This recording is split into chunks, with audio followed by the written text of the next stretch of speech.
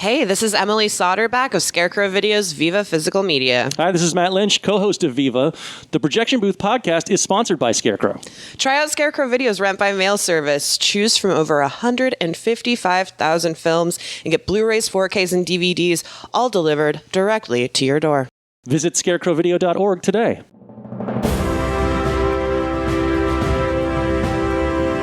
Hold your ears, folks. It's showtime. People pay good money to see this movie.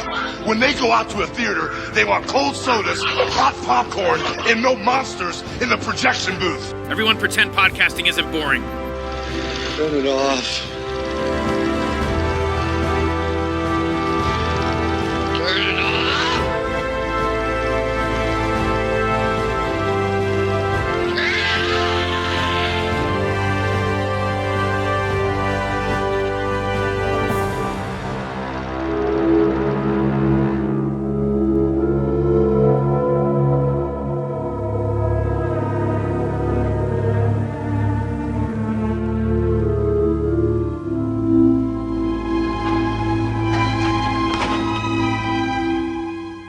Can I help you?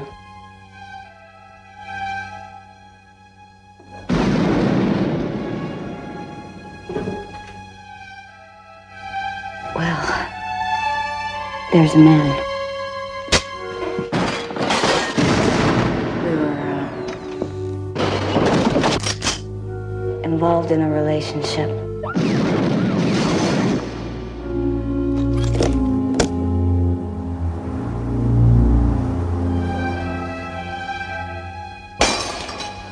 A real mess out of things. He's trying to kill me.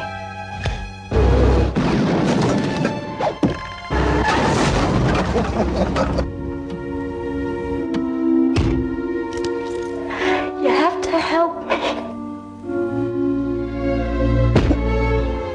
Now, what do you want me to do?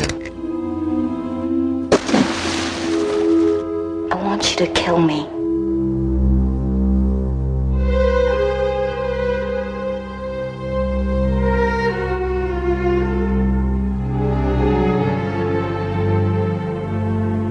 Wondered what it'd be like to die a really violent death. Well, now you know.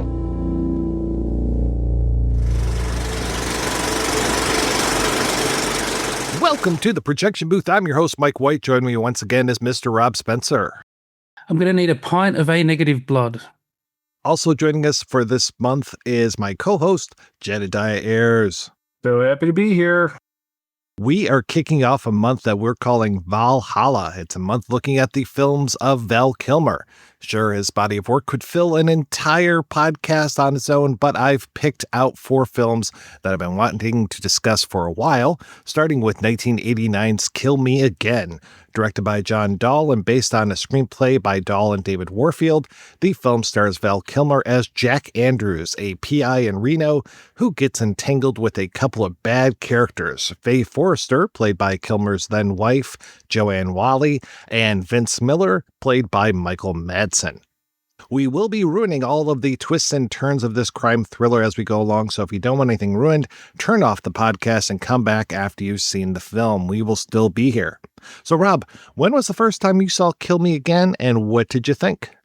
The first time I saw Kill Me Again was a few weeks ago in preparation for this podcast. And in fact, I had never heard of this when this was one of your films that you were looking at, which surprises me because I love Val Kilmer and I love neo-noir. And this is quite pivotal neo-noir, as it turns out, as I've learnt. But yeah, I really enjoyed it. It's exactly the kind of thing I like. This is the kind of movie I really miss. I loved it this is early because it's late 80s, but I loved through the 90s when we were getting a lot of these sorts of films. It feels like wayward souls trapped in the American desert somewhere up to all sorts of naughty shenanigans, getting themselves in trouble. It's good stuff. So yeah, no, I really enjoyed it and looking forward to talking about it. And Jedidiah, how about yourself? I would have seen it sometime in the 90s. I think I was definitely a Val Kilmer guy. He's what brought me to it, but I didn't watch it immediately because, and this is just how shallow I am. But the box art, I kind of love the box art now, but the original box art just, I don't know, it didn't make him look too sexy. I was like, that's supposed to be Val Kilmer? That's a weird looking drawing of him. And I put it off for a little while, but once I saw it, and I think I saw it after seeing Red Rock West. I was also a big Nick Cage guy. And so when I saw Red Rock West, I saw that he'd also done a movie called Kill Me Again. And I was like, oh, that's that Val Kilmer one. I had to watch that. So I think I did Red Rock West first and then came to Kill Me Again. I got to say, John Dahl's opening trio of neo-noir, those early films he directed, really kind of imprinted on me and helped me identify exactly what I was interested in. I loved movies, but I didn't have a particular idea of what my taste in movies was. But those first three John Dahl directed features really helped me say, yeah, this is what I'm into. I'm really into this crime stuff, and specifically noir and neo-noir, though I would not have really recognized those terms probably when I first saw this. I'm really glad that you said that you were so shallow that the video box kept you away for all that time, because the video box kept me away from this movie for 37 years. Whenever it came out, it was definitely I would have started working at video stores around 92, and God, it was just awful. And you can go out online and do a search on Kill Me Again box cover art or video art, and this movie's been plagued with really bad video art. We were talking recently, and I was talking about doing this episode, and it was me and a few other folks that were looking up different pieces of the art, and there's one where it's this giant explosion and Joanne Whalley on one side and Val Kilmer on the other side, and just this like hit me again type of cover art, like the big block letters and stuff. The original of this one, where it was, that awful drawing of Val Kilmer, it just kept me away for this forever. And I was a big Red Rock West fan, really liked The Last Seduction, but I just stayed away from this. And it was finally when we were talking last year, Jedidiah, about doing a Val Kilmer month, that I said, okay, time for me to finally buckle down and get past myself and finally watch this. But that video box cover was just an abomination. They've done quite a lot of covers of this, and they're all terrible. Don't think they've come up with a good one yet.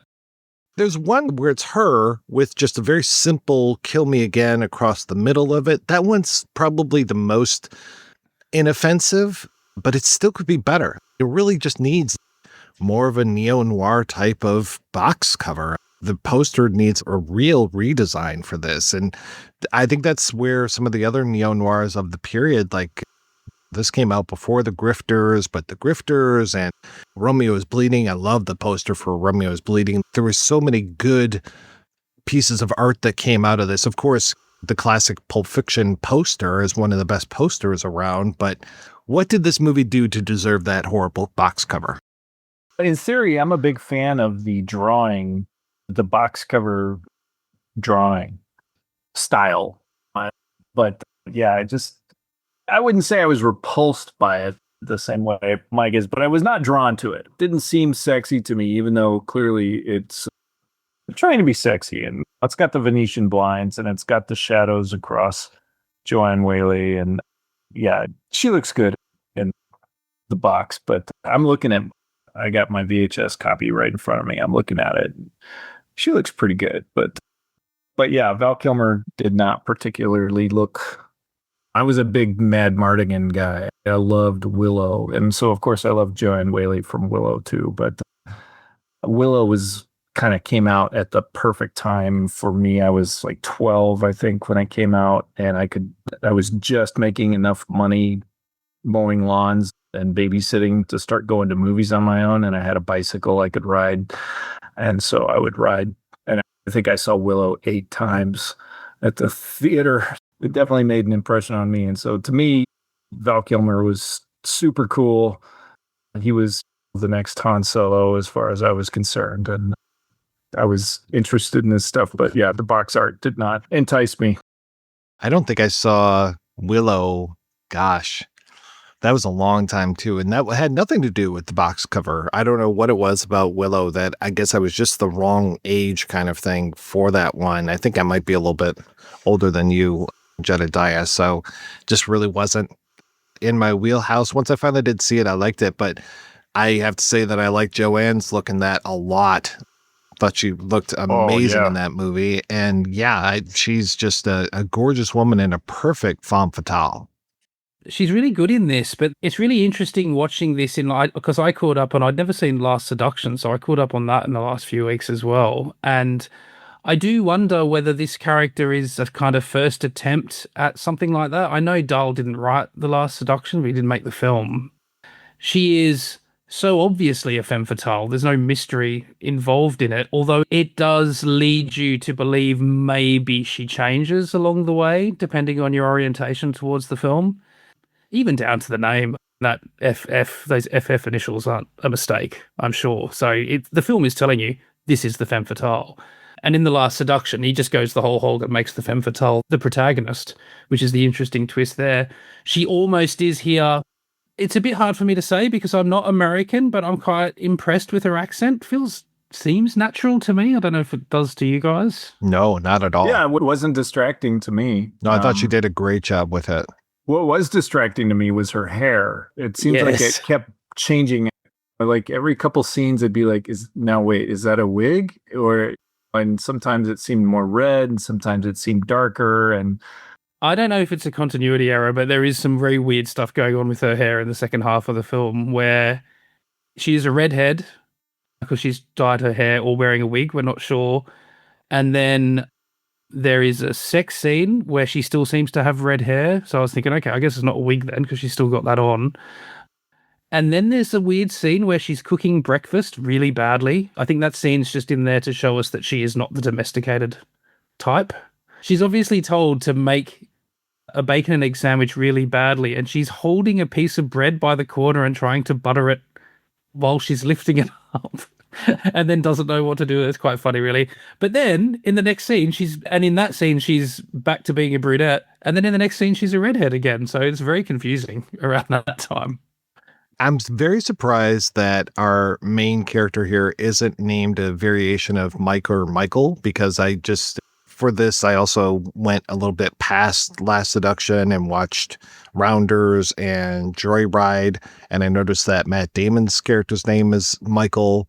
I think it was Michael in Red Rock West, and then it's Mike, I think, in Last Seduction. I think that's the Peter Berg character name. So very surprised that he's Jack here, but Jack is very much that pulp private eye type name, and just he's trying to fit into that as much as he possibly can.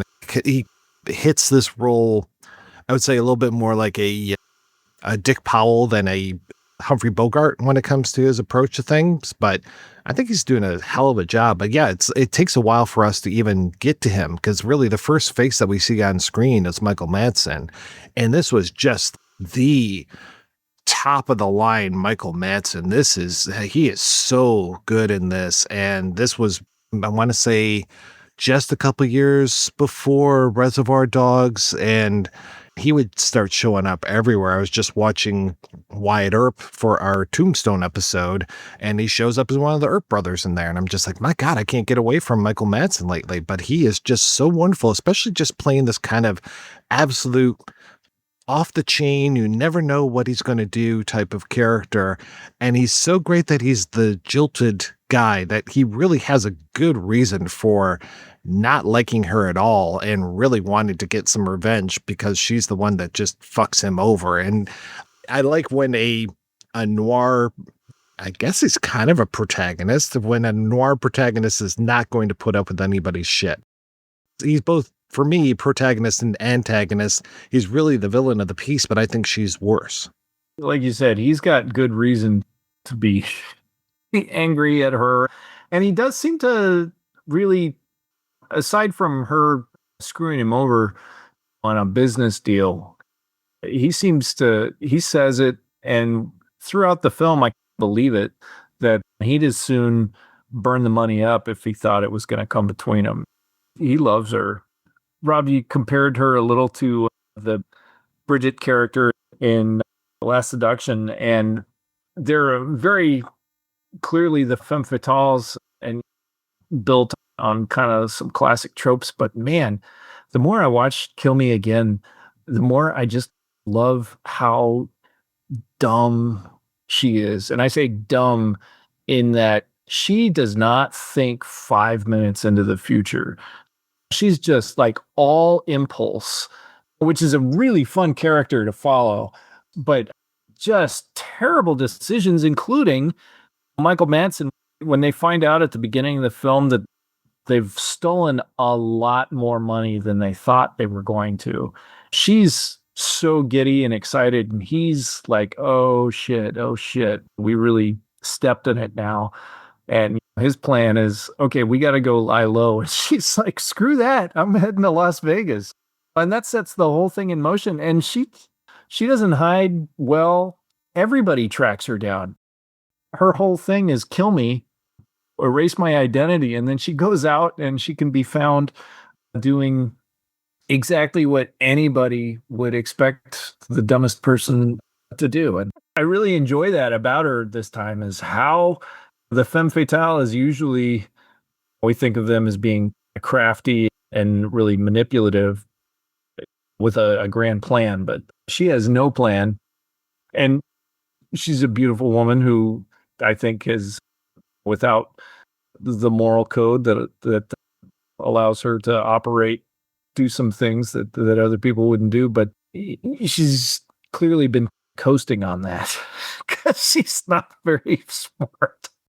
These three characters we're talking about, I've been thinking about this a lot because reading some of the critical reception at the time and some of the more critical reviews that had issues with, I think this is where people stumbled. And I think it was assumed that it was bad writing because, let's face it, this plan is terrible all the way down for her and for Jack. Worse for Jack even, to the point where you wonder why he agrees to do it for $10,000, because owing it to loan sharks, I'm not sure really makes it worthwhile.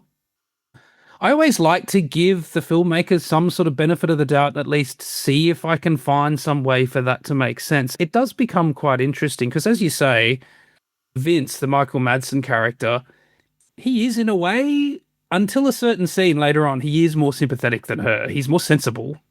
He's the one who gets shafted by her. She just wants to go blow all the money in Vegas, and he's the one who says maybe we should lie low for a bit. And then she does the dirty on him and takes the money.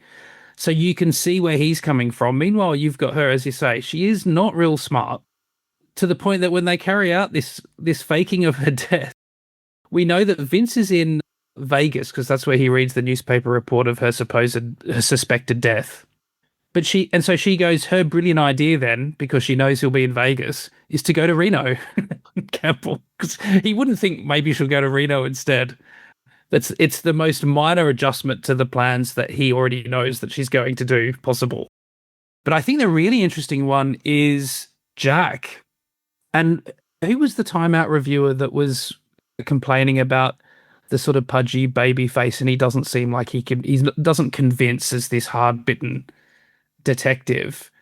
My view on him is, I would like to think that's intentional. I don't think he does belong in that world. He kind of knows his way around it because he's been doing it, but he's not very good at it. And on my second watch of this thing the other day, I thought, I think there's a streak of nihilism to this character. I don't think he cares that much. In fact, he may want to die. We don't get a lot of dwelling on. We know all about the death of his wife and that he probably blames himself in the accident, but we don't get a lot of dialogue about it. He doesn't really talk about it. He's goaded by a cop at one point and reacts angrily to that, but there's not much told to us. But I got the real sense that just in the way he reacts to the people, the way he reacts to the loan sharks who are beating him up, the way he reacts to the cops when he gets caught, him even agreeing to do this plan, which has got to cast suspicion on him. And I know they can say, well, if they don't find the body, he can't be convicted, but still, doesn't seem that smart. I just wonder if he doesn't care. And then obviously there's the thing that cemented it to me is where Vince puts the gun to his head and he says, "Shoot me." And I know you could say it's because he knows where the money is, but still, I think there's the way Kilmer performs that. There's something in his eyes where it's kind of like he wouldn't mind if he got shot in the head at this point. And there's a sort of puppy dog, almost innocence to him in the way that he deals with Faye that I think is very deliberate. And this is one of the things I didn't say up front. I'm a massive Val Kilmer fan. I haven't seen all his films. Obviously, I hadn't seen this one. There's a few I haven't seen, but I think for a lot of people, his performance as Doc Holliday in Tombstone that first made me sit up and take notice and think, oh no, this guy's actually a really good actor. He was good in The Doors too, but it was an impersonation as well. So I always take those with a grain of salt.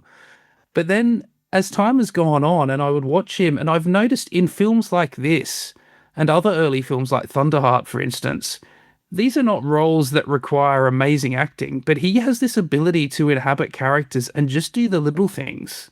And I always really watch him closely now when he's not speaking, when he's in the scene, but not the focus of a scene.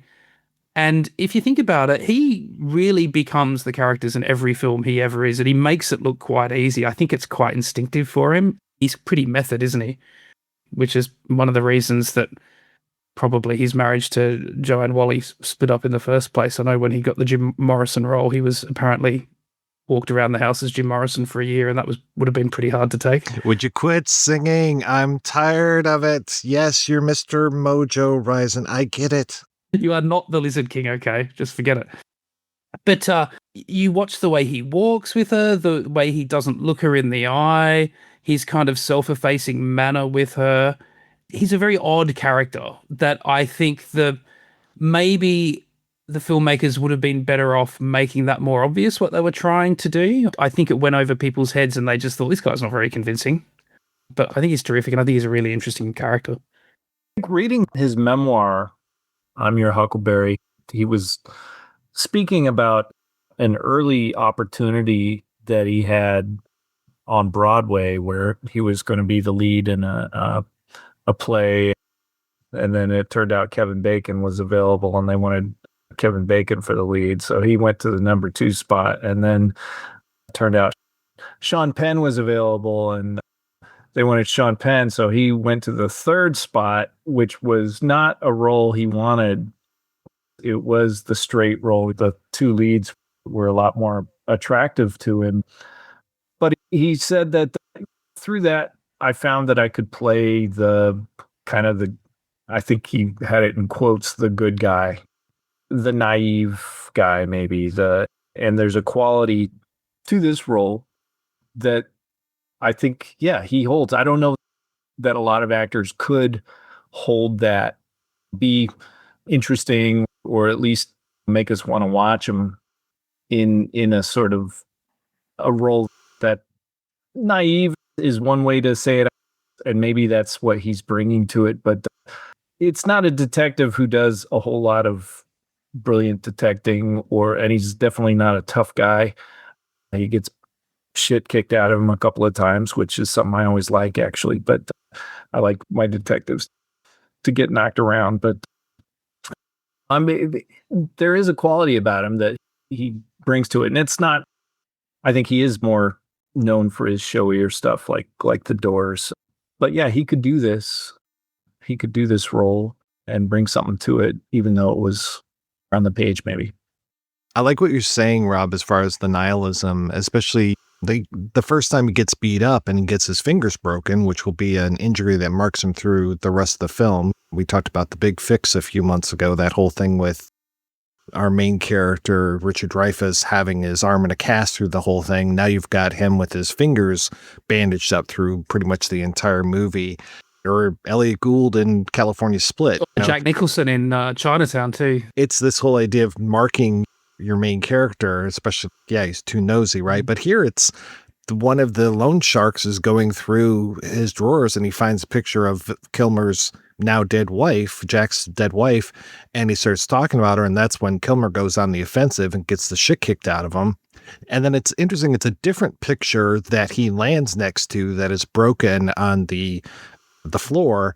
And when I saw those two pictures of this woman, the first time I watched this movie, I was thinking, oh, that's Joanne Kilmer right here. But no, it's not. It's a different actress entirely. But you talked about the red hair. She's got the red hair in here. And it's almost, I wonder if it's a little Vertigo thing of remaking her in his dead wife's image, because he's going to kill her in a way that is similar to how his ex-wife or his dead wife died.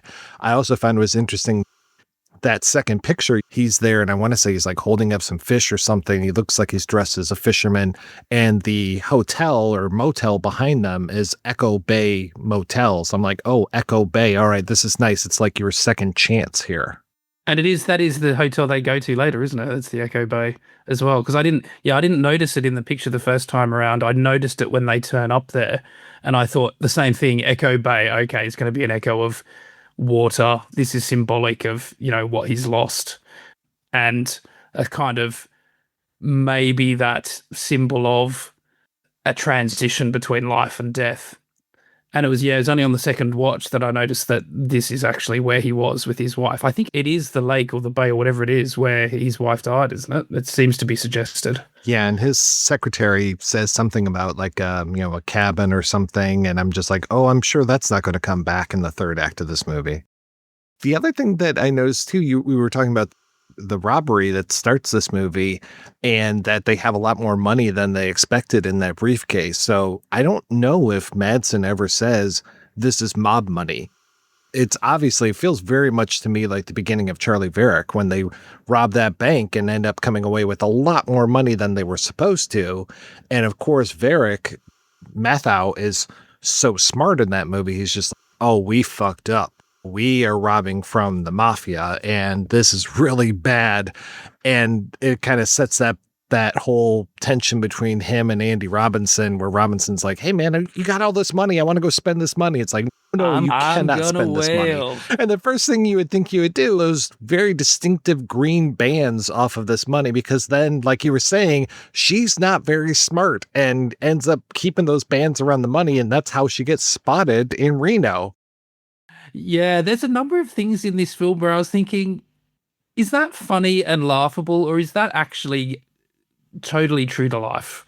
The fact that they find them through rubber bands, I thought, wow, what a weird plot device, because would you really think, hang on, that guy said green rubber bands. His money that was stolen had green rubber bands, and I just would have assumed it's a detail that no one would really notice or think about that much, but hey, why not?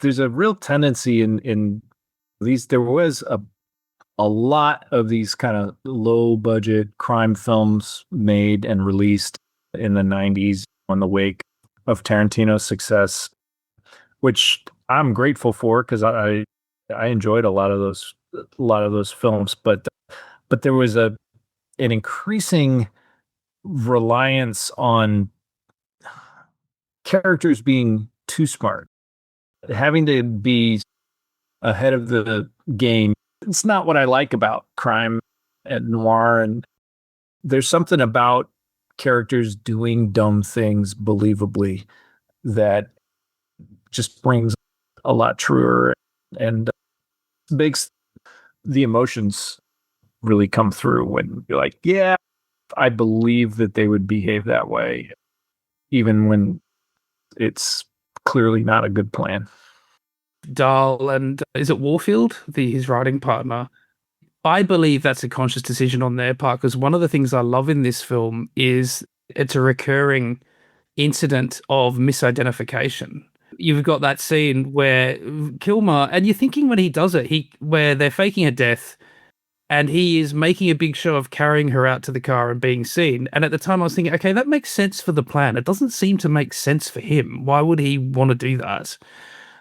And then he's in the police station, and they bring the guy in, and is this the guy? And he looks at him and says, no, because actually eyewitness testimony sucks. People do not remember what people look like, and people do not remember what they see. And I think it happens again. It happens a couple of times in the film. It's like a Chekhov's misidentification. It's a nice twist later on. Yeah, it happens when the mob guys who got ripped off at the beginning, the survivor, comes into the hotel room and identifies Kilmer as Michael Madsen. He's like, that's the guy. That's the guy who shot us. So Yeah. So it's like swings and roundabouts. He gets the benefit of the doubt one time, and then he gets a raw deal the second time. Yeah. Yeah, I kept wondering. I was like, were these two actors supposed to look a lot more like each other? Because for me, Val Kilmer and Michael Madsen couldn't be more different. But I'm like, all right. And like, I felt like we were watching that movie Suture, where it was the black guy and white guy and their twin brothers. that was a fun one in the 90s. So made an impression on me too. It was all style. And you know what? Kill Me Again is a lot more stylish than I gave it credit for. I think when I first saw it, it was on VHS. It was probably a pretty beat up, rented a lot copy. The last few times I've watched it, I'm like, this is a really gorgeous film. I forget the cinematographer's name, Stein, I think. And this is apparently the last film he did, maybe working in TV or music videos still, but yeah, I think this is the last credited film of his, but man, it's a good looking film. It reminds me of some of those Wim Wenders films shot in the US, where he's just very fascinated with the wide open spaces. And between this and Red Rock West and maybe Steve Klove's Flesh and Bone, there was just in the early 90s, late 80s, early 90s, some really great neo-noir set in the American West in these wide open spaces that, I don't know, it felt pretty fresh. It felt like it was different than stuff set in the big cities and the urban noirs, and different than the southern ones too. And there's a real romantic feeling about these people out in the middle of nowhere who still are looking to escape and start over. I was like, man, where do you go from here? This is where you run to when you need to start over and you need to get away from everybody. Where's left to go from here? So that great shot of Kilmer at the end of the film in the back of the truck with the blanket wrapped around him and the money in his pocket, which is very similar to Red Rock West, Nick Cage in the train with just a little bit of money in his pocket, just kind of heading out into the middle of nowhere. It's a romantic idea that I'm not sure how easy it was then, but certainly easier then than now to kind of disappear and start over with a little bit of cash in your pocket. Yeah, I think there's a very strong kinship visually between this and Red Rock West. They seem like two peas in a pod visually, I think. And I think there's also an interesting relationship between this film and classic film noir, because neo-noir has come to be a term, I know I do. I use it for all sorts of films. I don't really know what is actually technically a neo-noir and what isn't, but it gets bandied about so much for any sort of maybe slightly melodramatic crime thriller. Whether or not you've got some of the tropes like femme fatales, it's often sort of used. And I think it's almost been retroactively used for a lot of those great 70s conspiracy thrillers now tend to be called noirs as well. And maybe they're not really. But whereas this one, the script feels like it could be out of a 40s or 50s noir. It's very, very classic noir. A few wrinkles in the way that the femme fatale is set up a bit differently, but you got that, riffing on very familiar ground from a script point of view.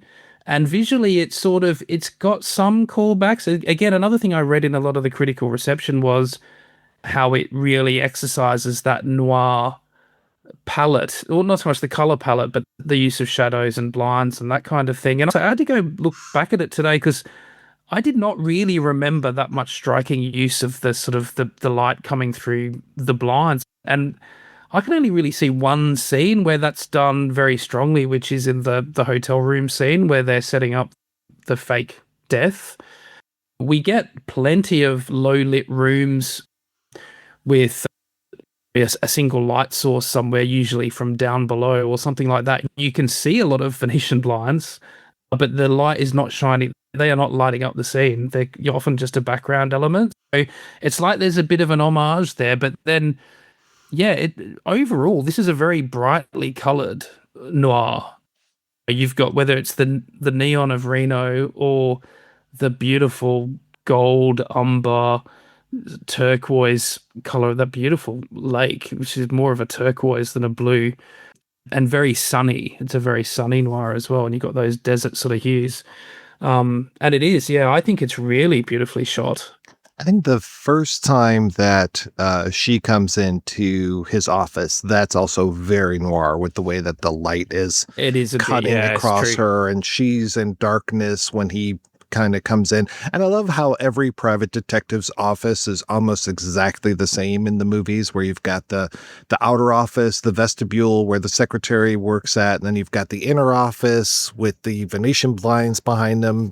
2 windows over here, 1 window over there, maybe a bathroom on this side. It's just like the floor plan. Obscure glass door with the name on it. And I like how in this one too, when you're introduced to him, you start with the name on the door, and then the camera kind of tracks down, and then you see the broken glass that somebody has busted the glass to get in, and then him just sitting there while those guys are rifling through everything is pretty great. And yeah, when she comes in and he's been picking the glass off of that picture still, we don't know how many days have passed at this point, but he's still picking the glass off.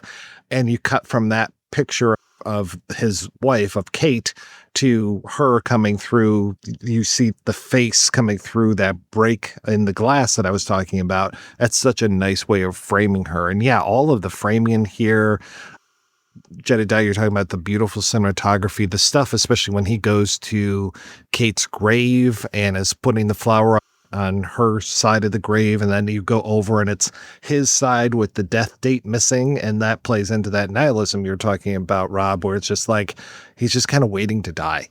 He sees that date is missing off of that grave, and it's just, yeah, that'll be 1989 here pretty soon.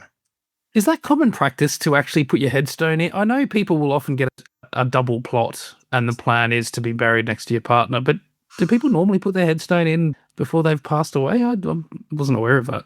I think that is a thing, yeah, because I've seen that plenty of times. I'm not sure how much it is a thing now, but in the past I've seen that before. And yeah, it's just morbid, seems to suggest there's a living person down there. So, oh my God, he's not dead yet. They've already buried him. It's where you wait for the bell to ring, the grave bell.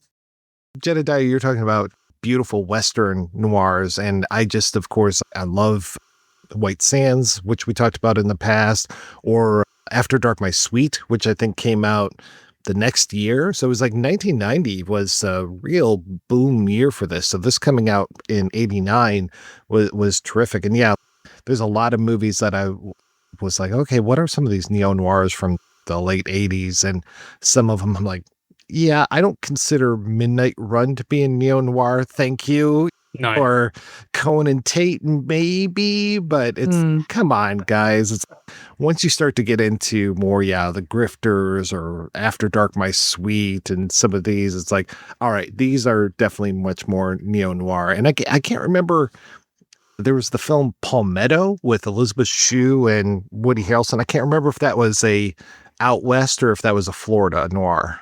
Florida or Louisiana? I think it was Florida. But when you talk about Palmetto and you talk about After Dark, My Sweet, or The Grifters, I think you're talking about stuff based on books, classic mid-century noirs, and really dark-hearted stuff. I think there's a reason that those stand out. And I think that these first 3 John Dahl movies really fit in there too. There is both Kill Me Again and Red Rock West have a character you could call the hero. Pretty dark stories and driven, as you suggest, Rob, by dark impulses. Even the good guy, the hero character. I do think you're onto something there, that he's waiting to die. And I do think, even we talked about Faye not being terribly smart, just being an impulsive character.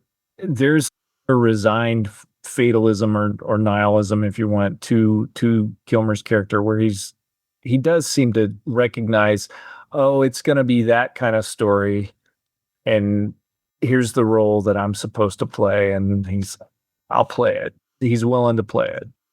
Reservoir Dogs made a huge impression on me. I am so happy that we got to live through a lot of these films that came in its wake, being released and available, people wanting to make them.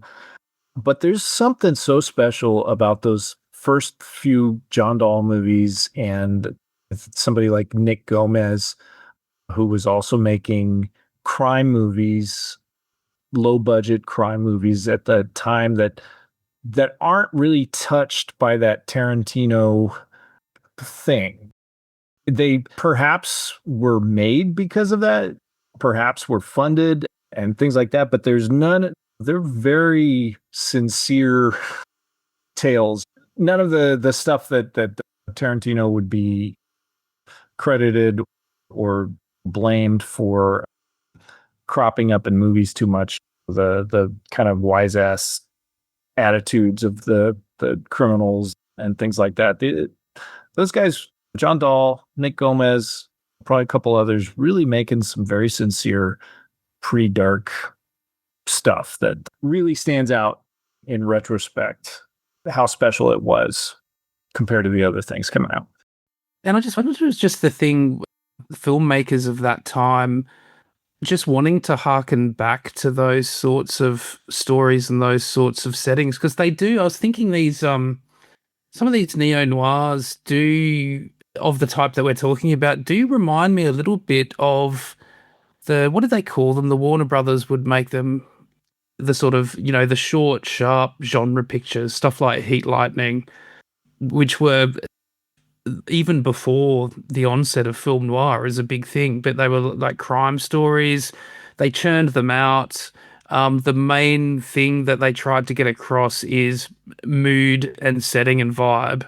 And they were quite formulaic as well, as these are formulaic. I mean, I did find it quite funny. One of the reviews of this film said it's just a carbon copy of Double Indemnity or The Postman Always Rings Twice. And I was like, well, hang on, did you not know what film noir is? They're all carbon copies of each other to a certain extent. That's the whole point. And there is a comfort to formula. There is a comfort to genre and formula, and a reason why we like to go back, because the train tracks are laid down. The fun is in the wrinkles around them. That's where the originality is. And there is absolutely nothing wrong with having a surface resemblance to these sorts of things. But as well as Tarantino at that time, you also had David Lynch, obviously. Red Rock West, when I saw it, I remember I rented that from the video store because I was hoping for another Wild at Heart, which it wasn't exactly. I was a bit disappointed at the time, but I've come to really love Red Rock West because that's just not what it is. It's something different. But Lynch has clearly been riffing on noir all through his career as well. So I just wonder if there was something in the air, and it feels like Dahl and Warfield just wanted to make this sort of story. And this is obviously before Tarantino. They can't be accused of aping him. Well, I'm curious if it was the whole direct video market. I know that this did get a theatrical presentation. I know that there was the whole thing about Red Rock West and how it played on HBO, and there were some really good made-for-cable movies around this time as well. Obviously, we were going to the video store in 1989, and I was working at the video store in 92 and seeing this box cover art that was, as I said earlier, repulsing me. I didn't realize I used that strong of a word, but yeah, that was just really turning me off. But I don't remember the straight-to-video market really hitting until more like 93, 94 kind of thing. But even then, there were some great thrillers that were coming out. I remember, what was the one called Night of the Running Man, I think it was, with Scott Glenn. Oh, yeah. It was amazing. Scott Glenn is channeling Lee Marvin in that movie, and just some of the torture scenes that they were doing, the whole thing of the boiling water on the feet thing reminded me of the big combo with the use of the hearing aid as a torture device. It just was very smart the way that they were doing this and mining these crime films, because again, not big budget. You don't have to spend a lot of money on special effects with movies like these. And just the more taut and well written and well acted they are, the better. And yeah, there were some just amazing films coming out around this time. And yeah, I agree with you, Jedidiah, that these first 3 Dahl films were just, man, oh man, I could not get enough of Red Rock West or The Last Seduction when those things came out. And I remember, I think I saw Red Rock when it was on HBO, and then actually saw it at the theater later on because I liked it so much. And I agree with you too, Rob, as far as with Dennis Hopper, Nick Cage, and Lara Flynn Boyle all being in Red Rock, I really was hoping for more of a Lynch feel to it, but what I got was just fantastic. J.T. Walsh, was he ever in I don't think he was ever in a David Lynch film, was he? But he should have been, because he would have been amazing. But yeah, that's one of the great things. One of the things I love about my favorite thing about Red Rock West is just how much airtime J.T. Walsh has got in that, because he was special. His sheriff character, he could have walked right out of a Jim Thompson novel if he wanted to. And yeah, these types of movies where the writing is so strong and you feel like this could be based on a book. If they had a book about a book called Kill Me Again that was this story, I would believe it, because it just feels very classic, and these twists and turns are not something that I was necessarily expecting. Just even having the title of Kill Me Again, I love that the story that they tell is we got the title and then we had to write to it. And yeah, which is very much the opposite of Red Rock West, where they just started writing, him and his brother, Dahl and his brother started writing and had no idea which way they were going until they got to a point where they're like, okay, how the hell is this story going to end? That's funny too, because Red Rock West could be the J.T. Walsh and Lara Flynn Boyle characters could be Faye Forrester and Vince Miller from Kill Me Again, if their plan had worked out. Or Bill Pullman and Linda Fiorentino, right? Doesn't she screw him over? They are those people who ran off into the West and started with a robbery and started a new life out there. They got too successful at it, but they started over. And yeah, it's a great little riff that, I don't hold it against them, as you were saying, Rob, for being very similar. It's maybe a feature, not a bug. I tried getting John Grise for this episode because he's been on the show before, and I know he's a fan of this movie. And I don't know, he wrote to me and said that he's laying low right now. I don't know what that necessarily means, but I was like, all right. I really thought he would, because when we talked the last time, when we spoke about Real Genius, he was talking to me, and I hope it made it to air, that a lot of the stuff in the Val documentary was actually shot by him. A lot of those early, the tapes of Kilmer, especially when it came to his audition tapes, because he would tape his auditions a lot and just kind of work on his characters that way. Those were all shot by Grise. They were friends when they were younger because of Real Genius. And so having Grise show up in this, I was just really happy. And he just plays such a great character. He's kind of helping him out, trying to be the good friend and everything, and then just gets fucking murdered for his troubles. And that scene is brutal. We have talked a bit about Madsen. Madsen and Grise in that scene are both fantastic. It's eerily similar to the scene in Reservoir Dogs. Even down to Grise's performance too is very similar to the way the actor who plays the cop in Reservoir Dogs is playing it as well. Super physical, disturbing, a focus on trying to disturb you. Something struck me while I was watching this scene again with Madsen, and this is one of the things I've realized I love about Madsen is he does violence with a streak of he's like a kid being cruel to an animal.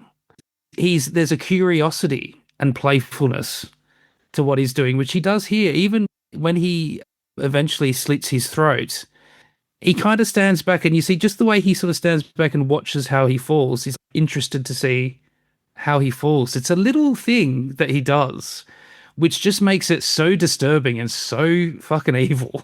It's like Michael Cocks his Myers head. after he Yeah. stabs he the does one that. guy He and cocks does his the head, he cocks head his tilt. eyebrow. Yes. He's very amused by the very prospect of doing horrid violence upon someone. And Madsen sells it. I think he's just fantastic in this film. He's great whenever he's on screen. He's just a kinetic violence to him. Anytime he might explode, that scene where he walks into Jack's office before he thrashes him, this guy's just, he's bad news, but there's no violence against another person in it. But that scene where he destroys the diner, he's just brushes all the plates off the counter and smashes things, and that's scary too. That's just scary shit. And or when he's cuffed to or tied to the desk, he hauls that thing up like it's balsa wood. Yeah. And he's like, you're like, fucking get away quick, because this guy's coming. He's like a caged Wolverine or something. Yeah. Bloody hell, fantastic. From hell's heart, I stab at thee. Going back to what a not that great private detective Jack is at times, the whole nihilism angle of it. Maybe he wants to be caught. Maybe he wants to be killed. He doesn't do a very good job when it comes to hiding that car. It turns into kind of a Norman Bates and Psycho thing where the car is just kind of hanging out there, and it never does the rest of it. Like, there's that moment where Bates puts the car in the lake and it pauses, and you're like, oh no, he's going to get caught. And you're like, what am I doing caring about this guy who just murdered this woman? And here it is, the car stops. It never goes back in. It never finishes going down. And meanwhile, they had that nice shot of the matchbook with his name on it in the motel that he left her in with all of that blood. He is a bad private eye from that point of view, but he's so bad, you got to think he just doesn't care. When he sends that car in to sink, right from the start, you're looking at it thinking, that car is not going to sink into that. Water is not deep enough for it to sink into. It's not a marsh like you've got in Psycho. It's like a rocky pond somewhere is what it looks like. And again, after that, he's like, whatever, it doesn't matter. They're going to find it anyway. He's just so whatever. Don't care. And it's just luck that they bring in the kid from the hotel and he goes, no, that's not him. And it's like, you stupid moron. Yeah.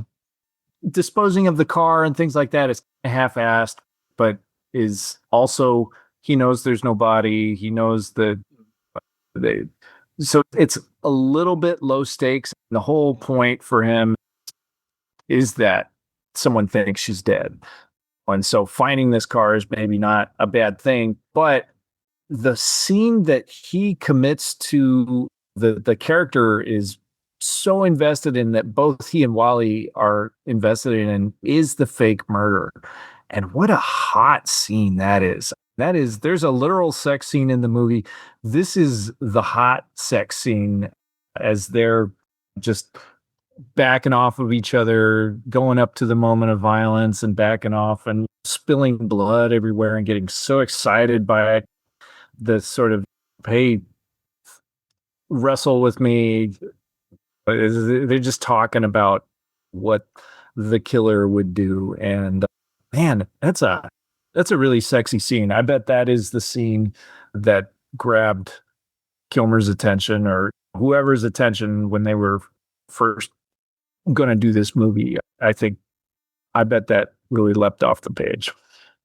It's almost like a blood money shot too, when all of that blood just comes gushing out of that bag, and it's like, whoops. He looks, oh, they do that too soon. It happens to all the guys. I get excited, and that's it. It's just everywhere. A hell of a wet spot. Yeah, but he doesn't follow through on the promise of the sex, and that she loses interest. She's so flighty. She'll go with the flow, with whatever she wants to do. I don't believe for a moment that this plan, even if it had come off perfectly, would have kept her hidden from Vince. And by the way, when she immediately goes to Reno, the only reason, like, what are the chances that he would even read this little story about her possibly being dead in the newspaper? He could easily have never seen that. It's not a massive news item. But that she just assumes that he knows that he's been led astray, that she's probably dead, and that's all fine. But yeah, when after this scene, And when he gets rid of, he says, she's very hot to trot. It's like, here's my new hotel. Let's go for it. Come in. And he's like, no, I'm going to go get rid of the clothes and all the evidence and the car. It's going to take me a couple of hours. And I was thinking at the time, first time I watched this, I was like, she's not going to be there when you get back. She owes you $5,000. You might have got it if you'd stuck around and gave her what she was asking for. But yeah, that's going to be gone. Obviously. The fake name, because we've got Faye Forrester is her original name. I won't say it's a real name, but Faye Forrester is there. And then she changes it to Vera Billingsley or Vera Billings, but then he's calling around to all of the different hotels and they find a Vera Billingsley, I guess it is. So it's okay. She's not even that good when it comes to picking another fake name. She could have had any name in the world. She could have been Ida Lowenstein, but instead, just one syllable I'm Gay more. Gorister. What is your name? Ladies. Ladies what? Ladies wash her room. So your name is like the sign, ladies washroom? Oh. That is a made-up name. What is your real name? Employees. Employees what? Employees. Must wash hands. That is a made-up name. Okay. What is your real name? Max. Max what? Imum occupant CU 120. There is a number in the name? Who are you? My name? P.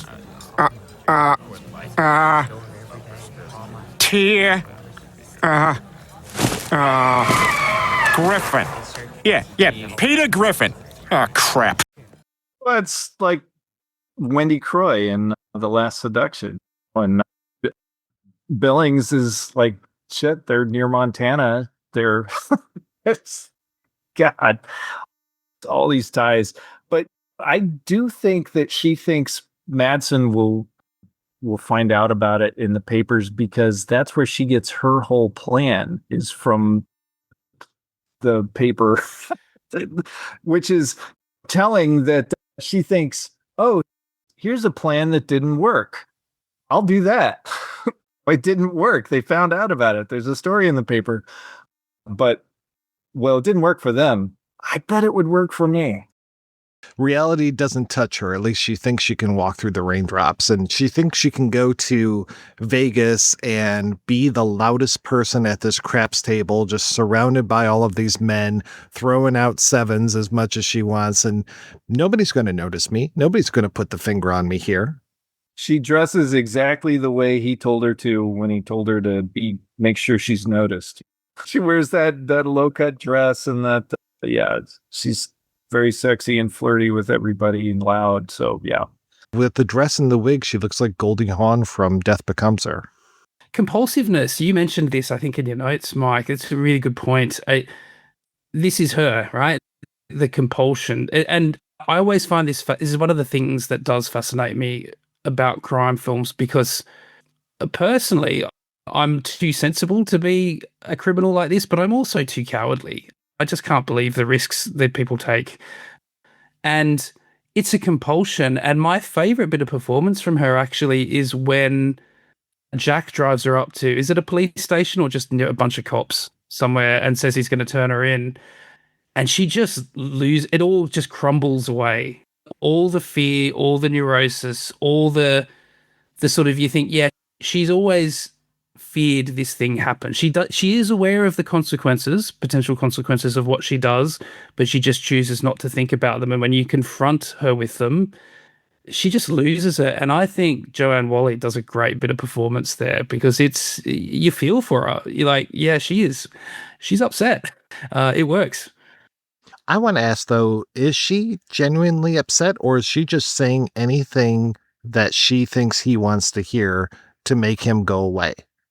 I think it's both. I think she is genuinely upset, but she's still calculating, and showing her upset doesn't hurt, but it's one of the few moments in the film Because personally going through this, I never believed her for a moment, and I didn't believe that Jack really ever believed her. But I think he was doing a bit of expect the worst, hope for the best. And it's just because of his hang-ups with his wife. And also, like we say, for him, everything's kind of low stakes. I don't think he cares if he dies. But on the off chance that he can start a new life and get his wife back in some way, then it's worth a try.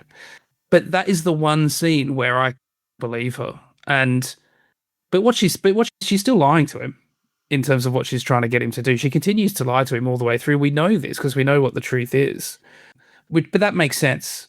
But it's the emotionality that I think is real there, if not the content of what she's saying to him.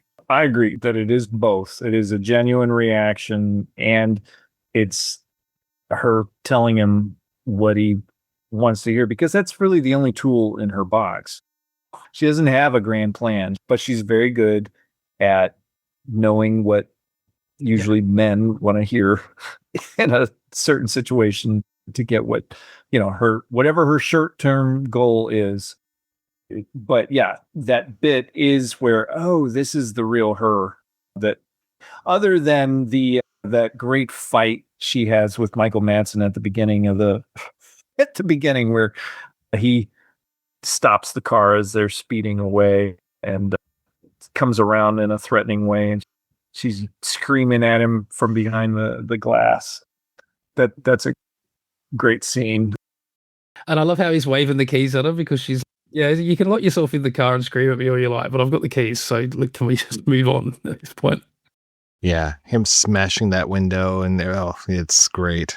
Yeah, I was just double checking the whole thing with the hair, and it is very weird, because I really did think that it was a wig when she's in Vegas, but also a wig when they're having sex. And then, you cut to that domestication scene. She's got the brunette hair, and then you cut back to them in bed. And it's almost like that domestication scene had to be either a pickup or at another point in this movie, because just them, it almost feels like a continuation of the scene when they cut back to them in bed. It's the next morning kind of thing, or even maybe, because I guess it is bright outside in Echo Bay, which, again, with this whole thing of her wearing a wig, I was just like, okay, yeah, very Kim Novak. And this whole idea of Barbara Stanwyck. Oh, yeah. I'm going to have you have a chance to save your wife this time. This time, I want you to kill me again. And this time, do it like your wife and save your wife's life. That's the unwritten thing of this movie, which is wonderful. What a smart way of approaching this. I know writers who use subtext, and they're all cowards. And the echo of kill me again, if he believes he's killed his wife as well. So it just gives a sense of the jeopardy at that point. Because if this doesn't come off, you're putting yourself through it again. And you're killing her again. That's a completely different meaning. It's pretty neat. Just in terms of that kind of creative exercise that the writers went through to start with that line and to come up with something that justifies the line being said. I think they did that pretty well. Creativity loves constraints, and it works for them here really well. And I love what's the story you had about the Red Rock West link here, about the genesis of that idea that had something to do with this film, Mike? Well, that one was just they just kind of started and went just ad-libbing kind of. Then this scene, they didn't have a title, they didn't have a purpose until they got 2/3 of the way through, and they're like, "How the hell are we going to end this?" They didn't come at it with a pre-planned notion at all. So just again, this way of, okay, but now we have a title. How do we write to the title? Or now we just have an idea of here's this guy who comes to town. Dahl will talk about that in.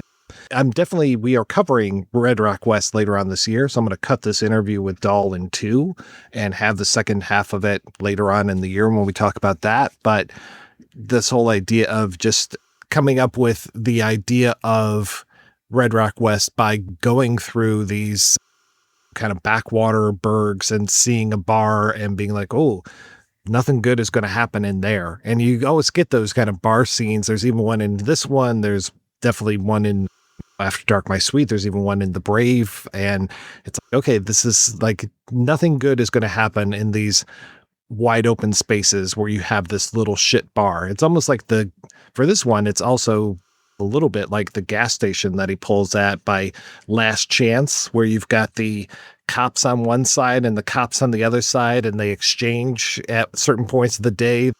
Oh, when these cops show up, these cops get to go to lunch, and then when they come back, these other cops leave.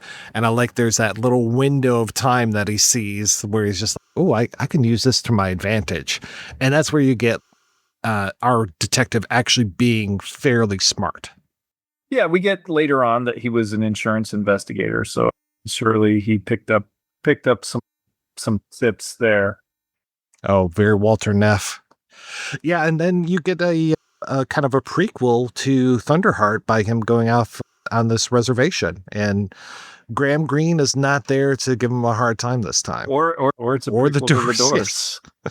Yeah, there's no Indian to guide him through the Yeah, this whole thing of him searching for redemption, trying to find it. My favorite definition of noir, right? He starts off pretty fucked and he ends this movie even more fucked. Though I would say this is a relatively happy ending for a film noir. This is wild that you mentioned the end, and sorry, spoilers for Red Rock West, but also a happy ending, which is very unusual for a film like this.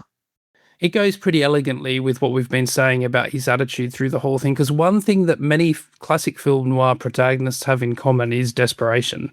They're always desperate. There's a lot of desperation. They're constantly trying to get ahead. They're up against it. They make bad decisions. They realize they make bad decisions. They dig themselves deeper. There's always this feverish sense of desperation, or at least it's very common in film noir.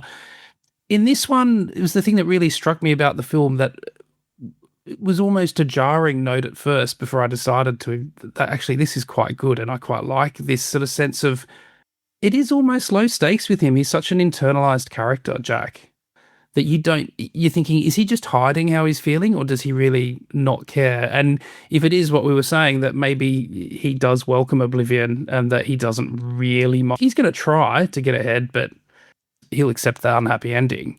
So of course he gets the happy ending. It works out. All right, we're going to take a break and we'll be back with a pair of interviews. First, we'll hear from John Dahl, and after that, we'll hear from David Warfield, and we'll be back with both of those right after these brief messages.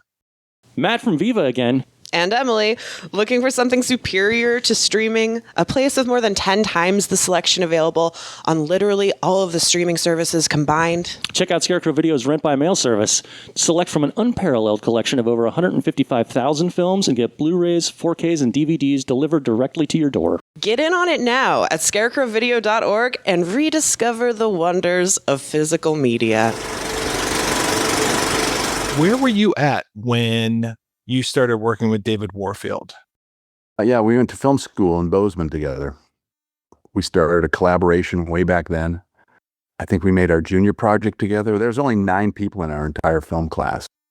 5 of us were in one group together, and then the other 4 were in another group. But we did our junior film together, and then we did our senior film together, and then my girlfriend at the time, now my wife, Beth Friedberg, was also in film school with us, and he lived in Baltimore, she lived in Boston, and then after college, this is not to belabor this for too long, but then we went to, Dave got a job working on the John Waters film Polyester, oddly enough, in Baltimore.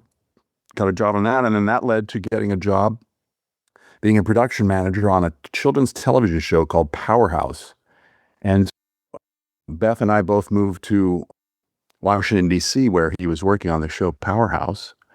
And it was an amazing collection of people. Rosemary Brandenburg was the assistant art director on that project, and Tom Richmond was the cinematographer. Tom went on to do a bunch of stuff.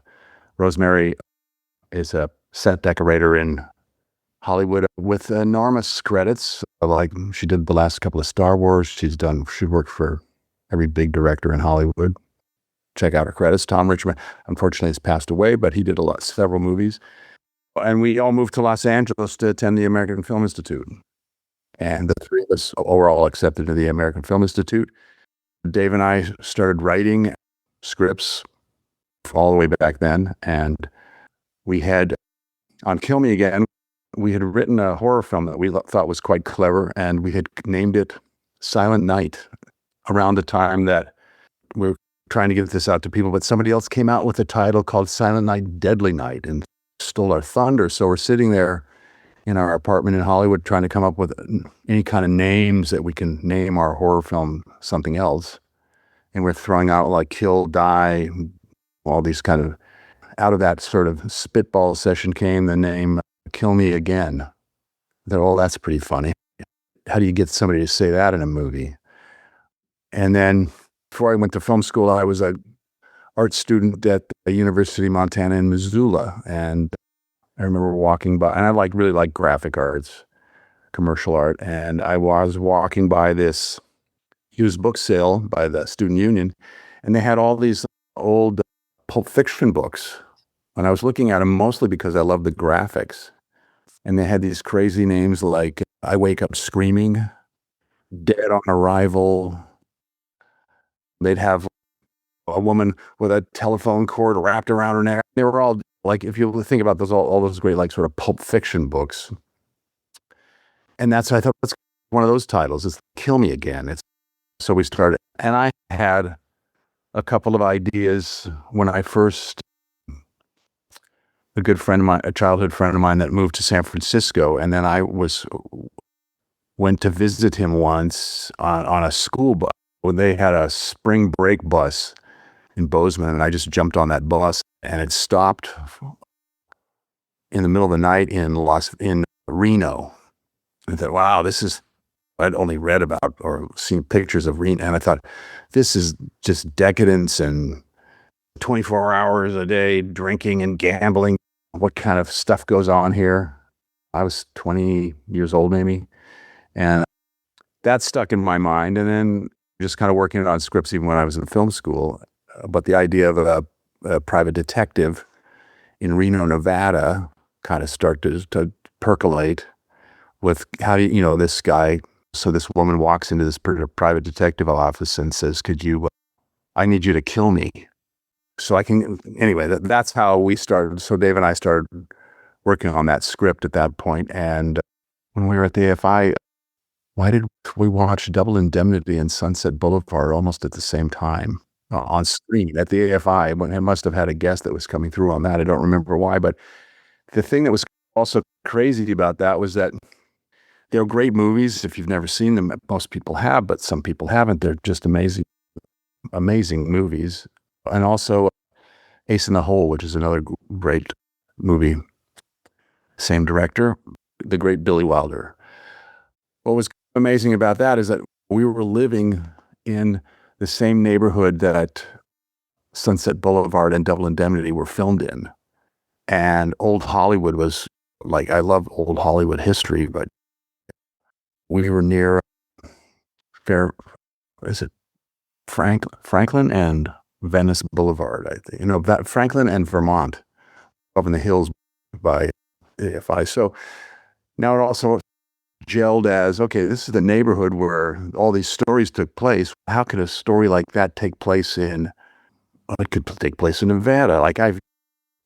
Then again, that led into Red Rock West. It's, how do I do a film noir in Montana? Or even a place where all the criminals live, which is like Wyoming. I don't know why we picked Wyoming, but it seemed more desolate and obscure than Montana. But Wyoming's a great state. It really is. But anyway, Kill Me Again came together pretty quickly. We were working with two guys that we met doing music videos together, Steve Golan and Yanni Sigvatson. Dave had found this real estate agent from Las Vegas that wanted to make a music video in LA. And this was that was the new thing to do. And so he paid us money to make these music videos. And Steve was the AD on my music video, and Yanni was the production manager. It was a bunch of us that were getting out of the AFI around the same time, and we started kind of making films that way. And Steve and Yanni had really gotten into music videos, and then they had kind of ended up starting their own company, which became Propaganda Films. And Dave was producing music videos, I was directing him, and that led to one day we went in and pitched Steve our story for Kill Me Again, and he loved it and said, I'll buy it. And we said, okay, slow down. And we decided to go out and we wrote it. We wrote it instead and then shopped it around a little bit. And Steve and Yanni liked it and Propaganda made it. And that's how it came out. Well, I know it's not just that easy to be like, okay, we're making a film. It's not. No. And I think I worked on it for 2.5 years almost, trying to get it made. Made a living drawing storyboards and directing music videos. And then I think people responded to this. I think it was HBO that wanted to buy it, the script. And so we kind of went to Steve and Yanni. They want to buy it, but we'd rather make it here. And they said, okay, we'll do it. So with Polygram Films, we had written a script for, it's kind of Steve and Yanni's one of their early projects. It was called, with Nigel Dick was the director. PI, Private Investigation, was the name that Dave and I wrote. Steve and Yanni picked it up, and we got Polygram was kind of backing it, and then eventually we got MGM to kind of pick it up. And it wasn't an expensive movie, but it was, maybe it was like $4.5 million, which when I think about it now, we got to shoot for about 7 weeks. We shot in LA, Reno, and Las Vegas. I don't know what those dollars translate now, but it was, when I did Last Seduction, I think that was like a $2.5 million film.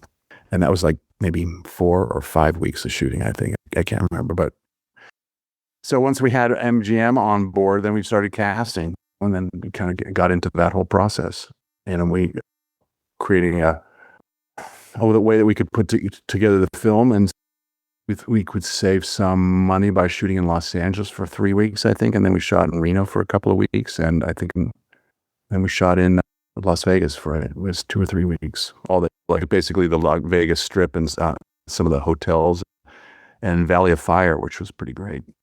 How did that cast come together? When you're casting a movie, you're trying to get the biggest star possible that the studio is. And Val Kilmer was interested, so that kind of came together. We'd actually been talking to, maybe even actually heard about it through his wife, Joanne Whalley, because I think we had met with her before we even met with Val. And Michael Madsen came in and auditioned, and who wouldn't cast Michael Madsen? He was fantastic. Then we kind of picked up some local people. I think we even picked a few people out of Nevada. Yeah, it's been a long time. But it kind of came together that way. And once you get an actor like Val, who was, everybody wanted to work with him, so things kind of came together. I imagine that he's the one that brought John Grice to the party. I think they knew each other, but John was like, we met him. He's one of those people that, why would you cast John Grice? He was terrific. I think John had known him, but I don't know how friendly they were. I don't remember. I don't recall. I do know that they knew each other once we started rehearsing. I think there's a danger at times that Michael Madsen might steal the film.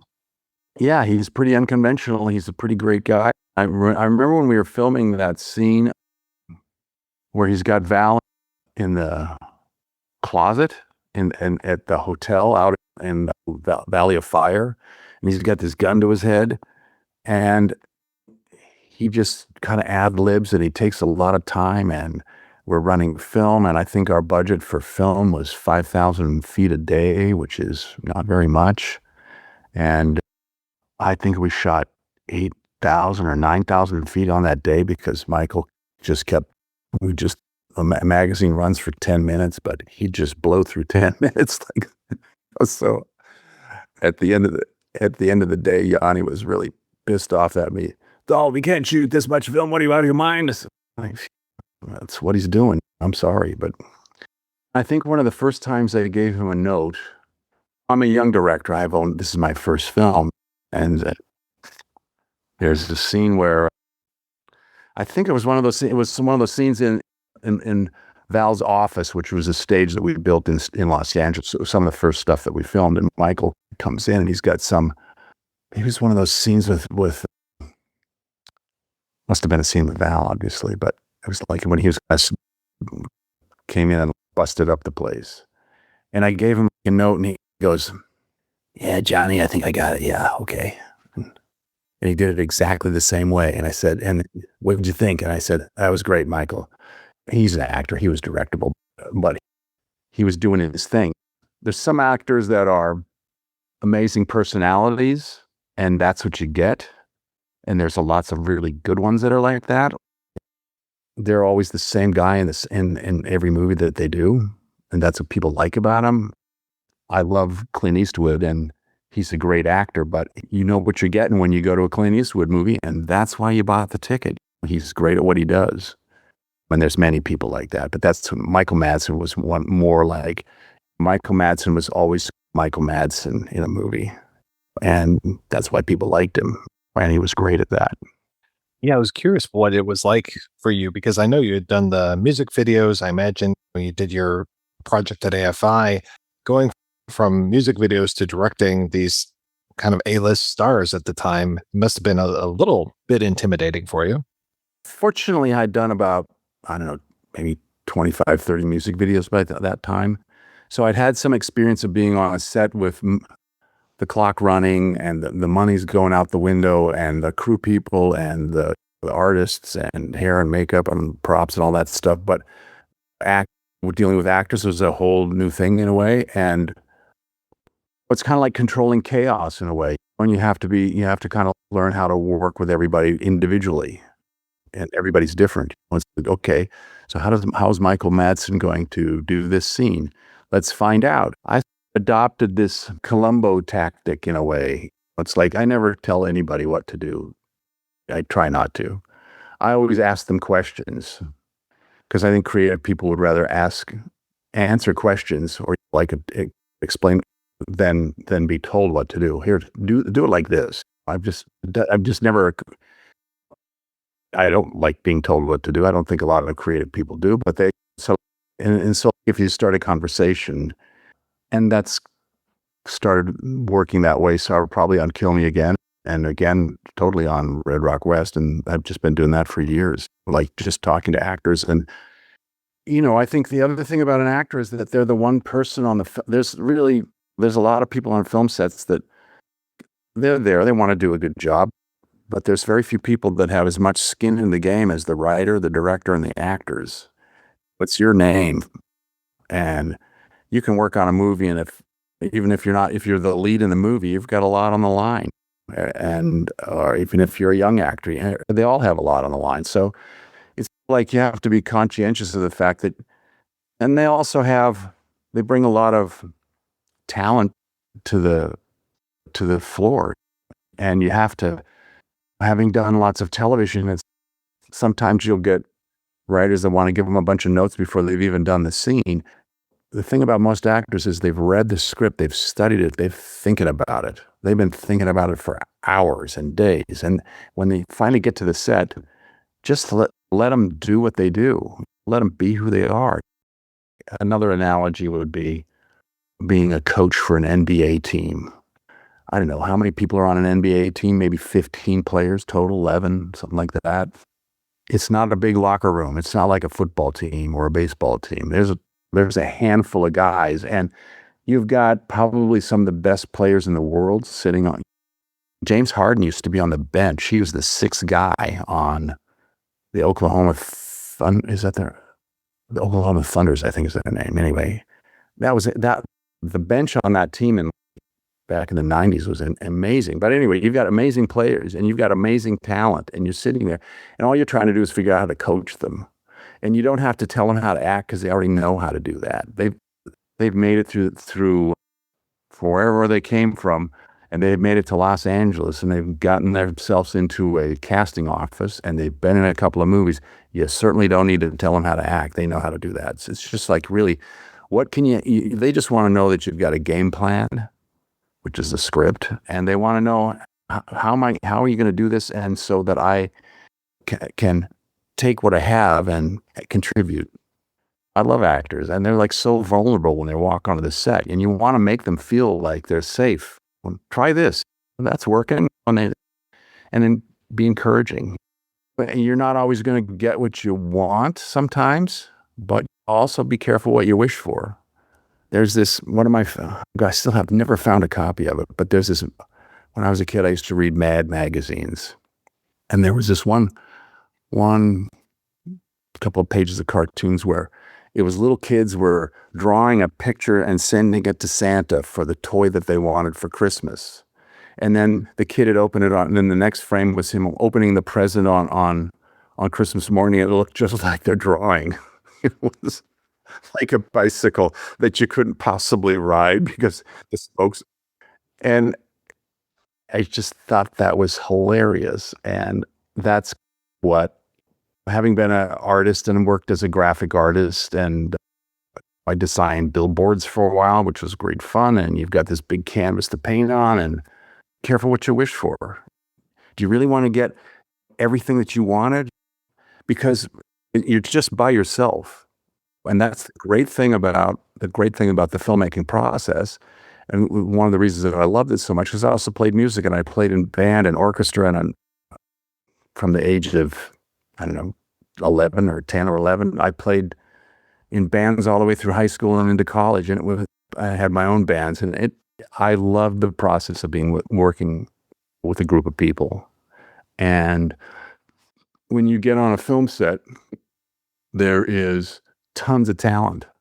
All these people that are on, anybody, if you start talking to the wardrobe mistress or the second prop person or the on-set dresser, that's a guy that stands there, and when you move the couch back, he moves it into, and then they're always fixing the set. But you start talking to these people.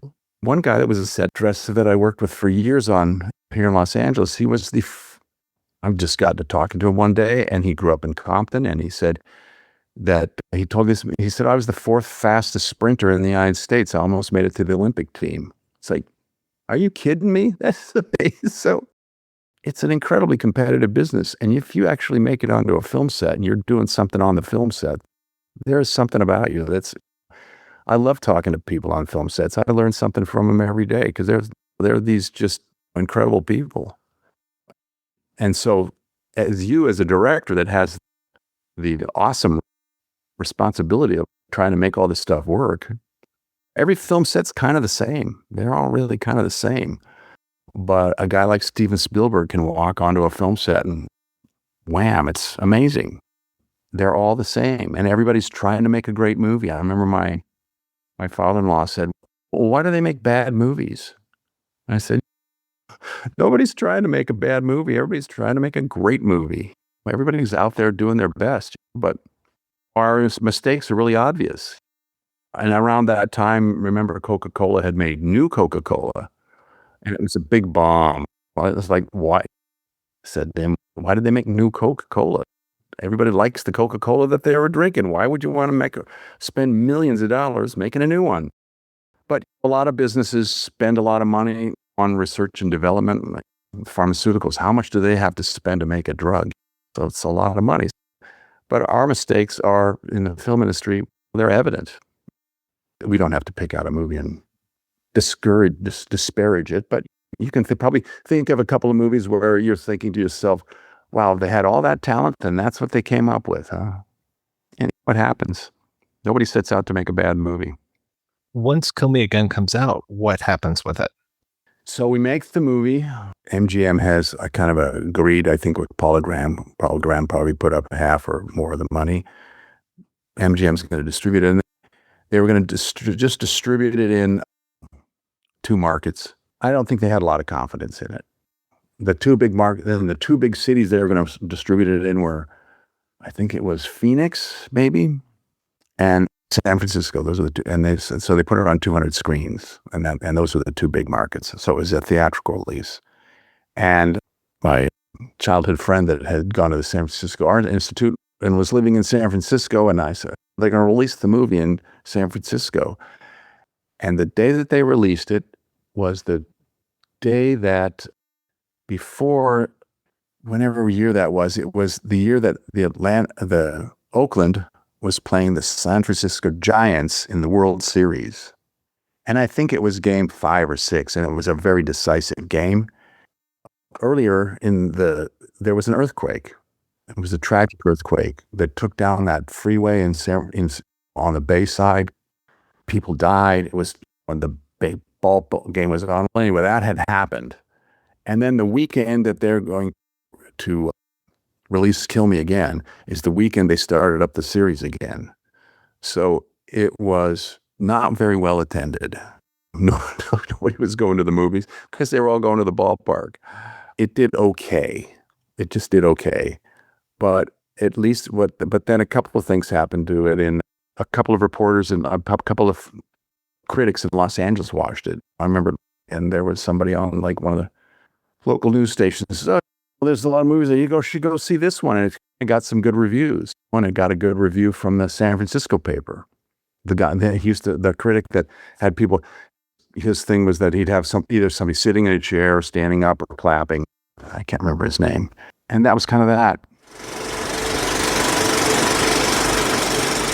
I would like to know a little bit more about you and how you decided to get into writing and producing. I went to college and I got into filmmaking that way. And I went to a few different colleges, universities, and at Montana State, we had made some films together with a small group of people. And I think you already talked to John. When we got out of college, nobody had a job or anything, but I was back here. I came back east where I'm from. I'm from Maryland. I was working on a John Waters film, and I met all the people and working in the DC, Baltimore, sort of mid-Atlantic film market by working on that film. And then I got a job as a production manager on a TV series for public television that was like a kid's Mission Impossible. I called all my friends from college and said, I'm the production manager on a show. I can hire you all. All my friends moved here, and I hired them all, and others too. They flew in a new DP out of AFI named Tom Richmond, who went on to shoot a lot of interesting films. But anyway, after we worked on that job called Powerhouse, we all moved out. 3 of us applied to the American Film Institute and got in there. And so we were writing scripts all the time and trying to get movies made and all that kind of thing. You had to write scripts because you couldn't afford to buy them. What kind of stories interested you at that time? I generally gravitated towards crime thrillers. Do you have any favorites growing up that you enjoyed a lot? Back in those days, people didn't think of film noir as the sort of hipster thing it is now.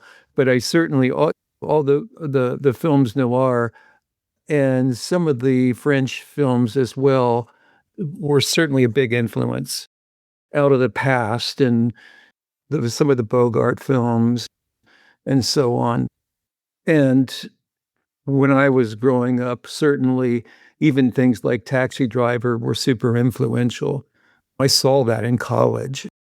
There's not a crime thriller per se, but probably all the usual suspects you would think of. Right about the time of Kill Me Again, the Coen brothers, their movie came out. And that was also like, oh my God, we didn't end up to be the Coen brothers. They did Blood Simple, and that was right at the same time. There were a few other, some people called them neo-noirs, or later it was called cable noir.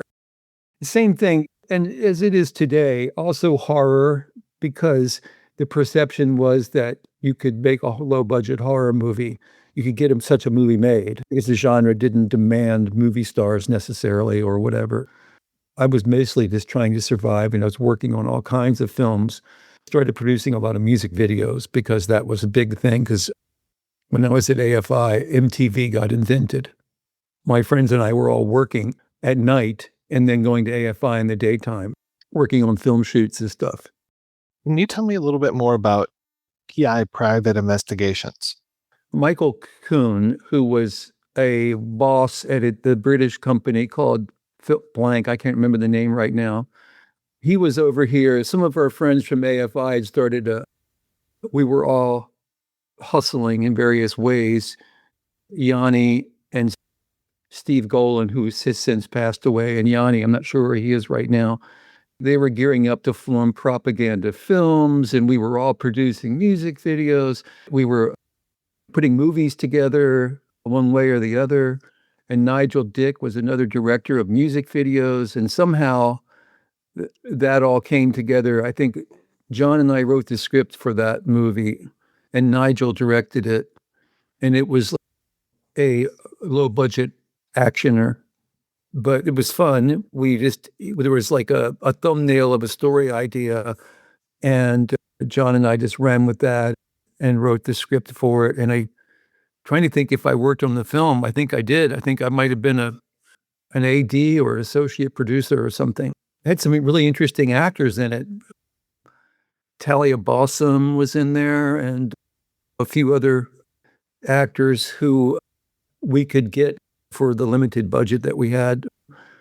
It was all shot around one of the old Western towns there up in Simi Valley or someplace, and downtown LA. And that little story was about that sort of rapid succession of gags as the miscommunication and the mistaken identity and the problems with the main character, who I even forget that actor's name at the moment. Clayton Rohner. Clayton was good. And it was just kind of designed to be a quick succession of incidents that cause and effects, tumbling the main character tumbling through the story and coming out at the end in one piece.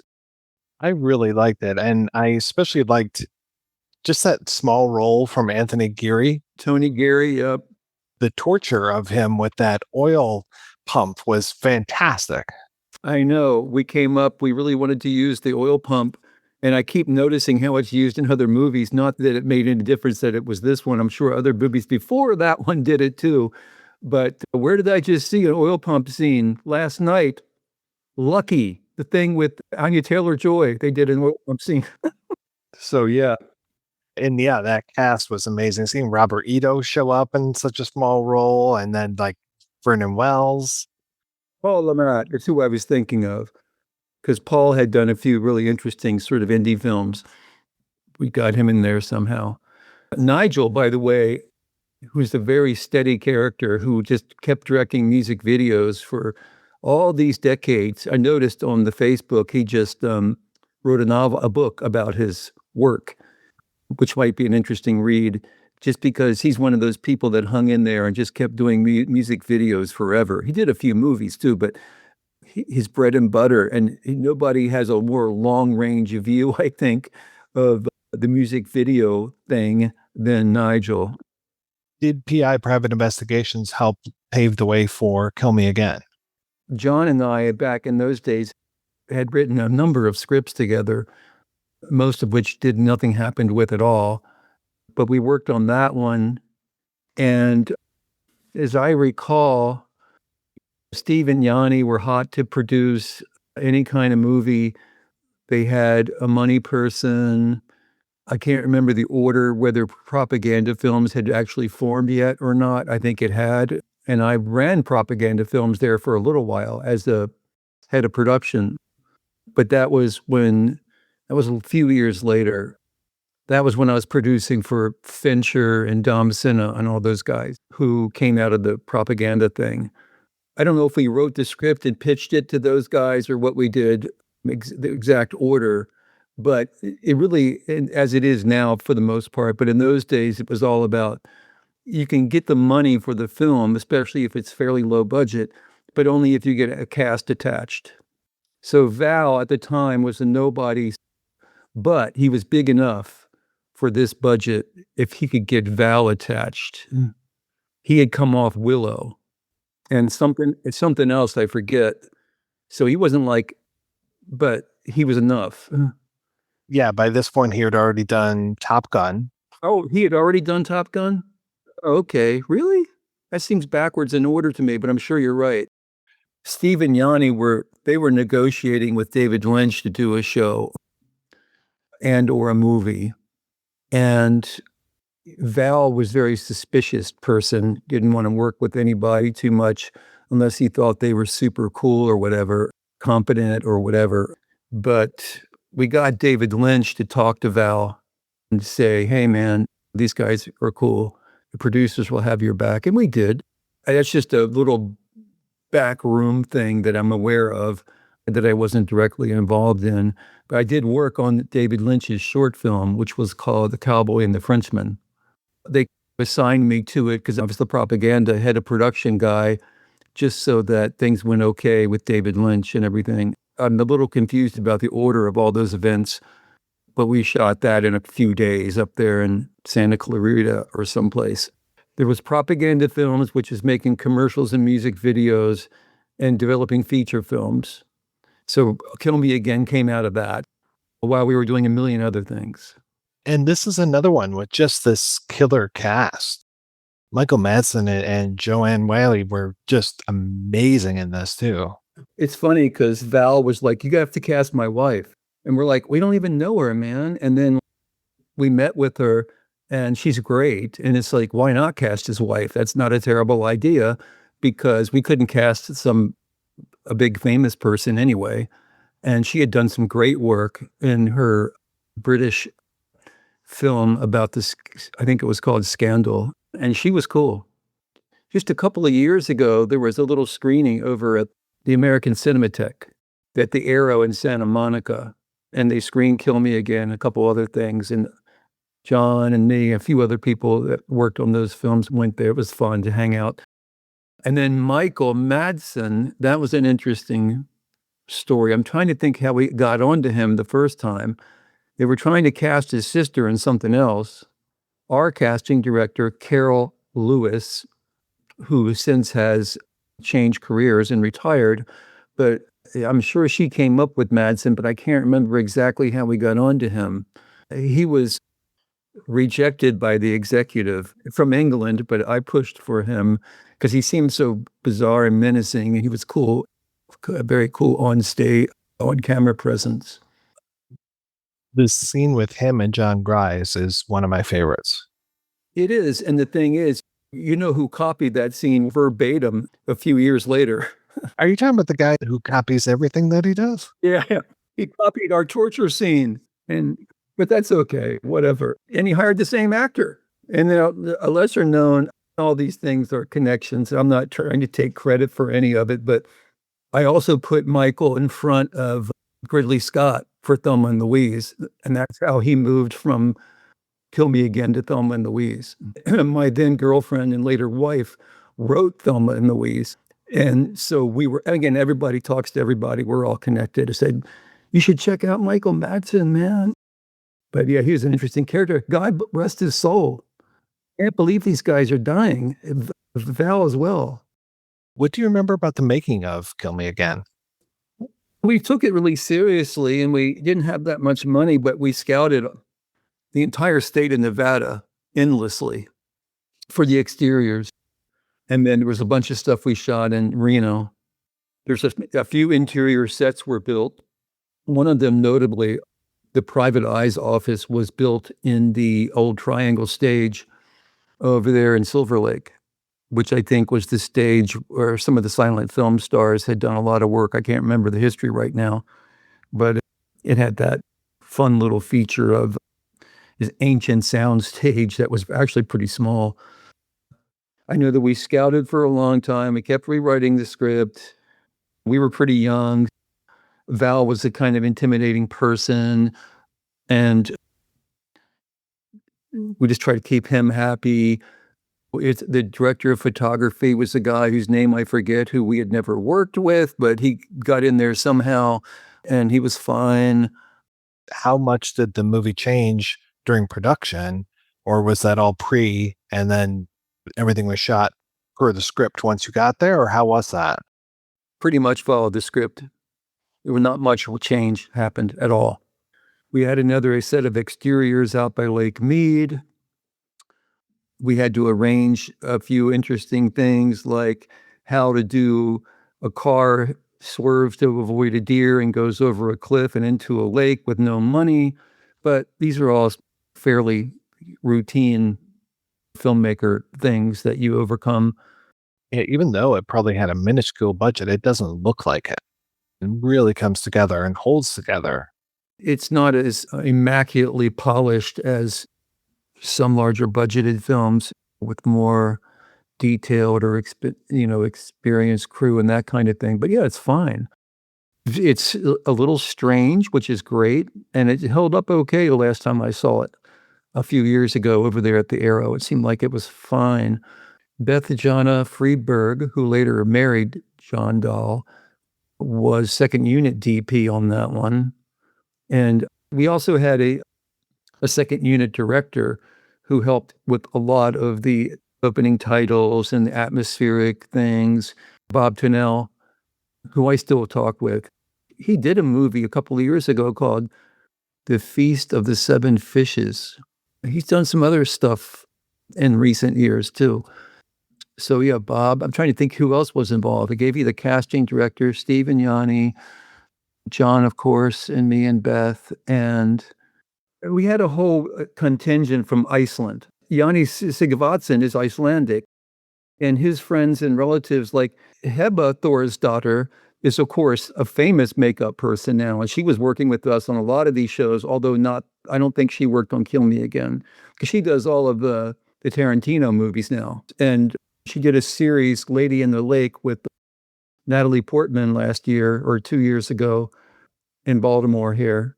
And I hung out with her because, again, people that we've known for all these decades.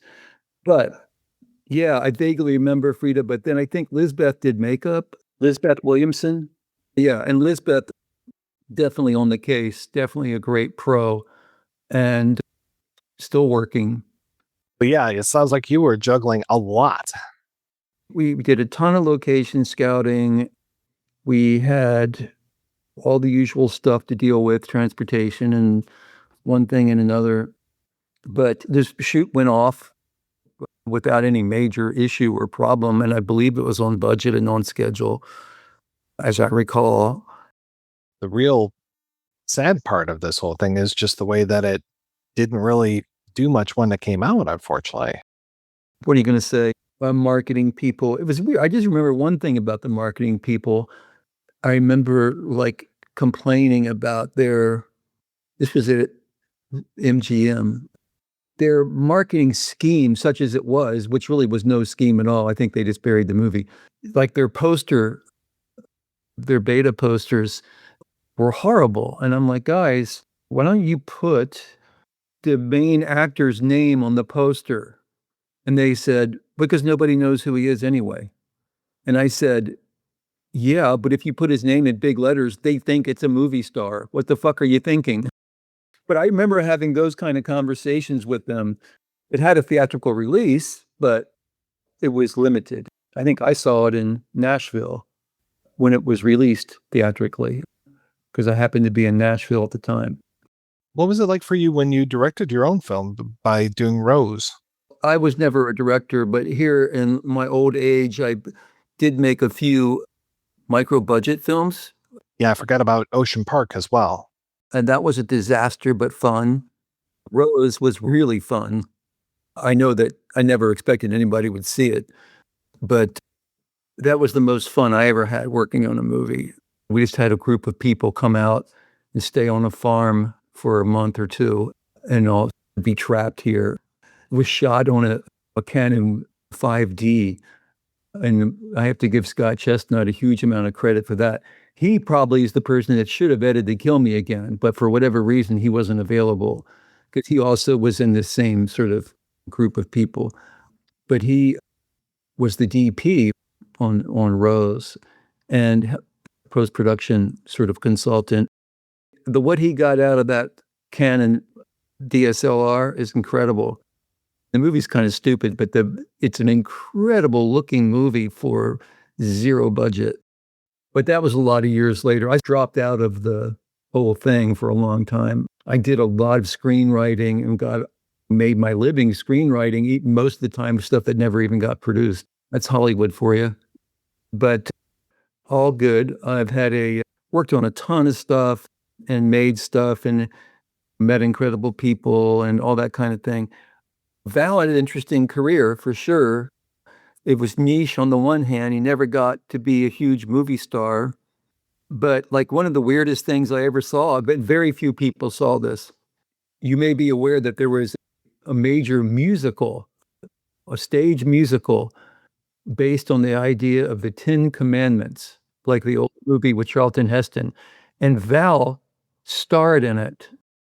They had a short run, as far as I'm aware, at the Kodak Theater in Hollywood, where they do the Oscars and everything. And that's where I saw it. And I saw Val be Moses in the 10 Commandments, and I thought, that's just so fucking weird. It was a big flop, that show, but it was interesting that he did it. And then, of course, when he did Tombstone, that seemed to click with a lot of audiences and gave him a lot of riz. And I think his bang was helpful to him too. I don't want to speak ill of the dead, but he could be, what's the right word? Difficult. I've heard that. And it felt like he was his own worst enemy. In some ways, I think, yeah. How long have you been teaching now? After I quit, it's just funny, I say quit because I'm still making films all the time. I've been at about, 10 or 15 years here, like I say, in my old age. I'm in my 70s. And we built up a film program here at Morgan State University from nothing. When I say we, Keith Mellinger, who's another film professional, also from Los Angeles, but long story, but we started out with 5 majors, and now it's 160 majors. And we are just this year moving into a huge soundstage complex that is our program now. It's a soundstage that was quite active in the Baltimore. Where are you located? Just outside of Detroit, but I've been to Baltimore many times. Yeah, so Flight 3 was an active film soundstage studio facility for many years, but then it was, I don't know, went bankrupt or something. The university bought the property a long time, 20 some years ago, and didn't even know what it was. So we've been building this program up, this film program, and now we've got the building. It has 2 huge sound stages, one with a hard psych, 3 floors of computer labs, classrooms, and offices, and it's awesome. It needs some rehabilitation work, infrastructure-wise, but it will soon become a private-public partnership where people come to rent the stage, and the students are the stage managers, and and all that kind of thing is going to be part of it. We've already been shooting in there a bunch of stuff, even without the fully tricked out grid and all that. We have Arri Alexas and Red cameras and the high-end Sony cam. We have everything now because this program really took off, and it's a filmmaking, screenwriting, and animation program. I have another modestly budgeted feature I'm doing, but this fall we're going to do a short film version of it to help push that to the next level because it needs a little bit of money. It can't just be a micro budget. But I'm still doing this stuff all the time. Mr. Warfield, thank you so much for your time. I'm so glad we were able to connect. Thanks for taking the time to look back into the somewhat more recent film history. All right, we are back, and we were talking about Kill Me Again. And I was curious, did you guys get a chance to see the movie that they made, Warfield and Dahl, before this, called PI Private Investigations? It's on Tubi at the moment. Actually, when I watched it, it said it's leaving Tubi tomorrow, but I went back because I wanted to check something in the credits the other day, and it was still there. So hopefully they're still showing it because it seems pretty hard to find otherwise. I liked it. There is a twist. There's a fake-out twist in that film towards the end involving a female character shafting our protagonist, which turns out to be a dream.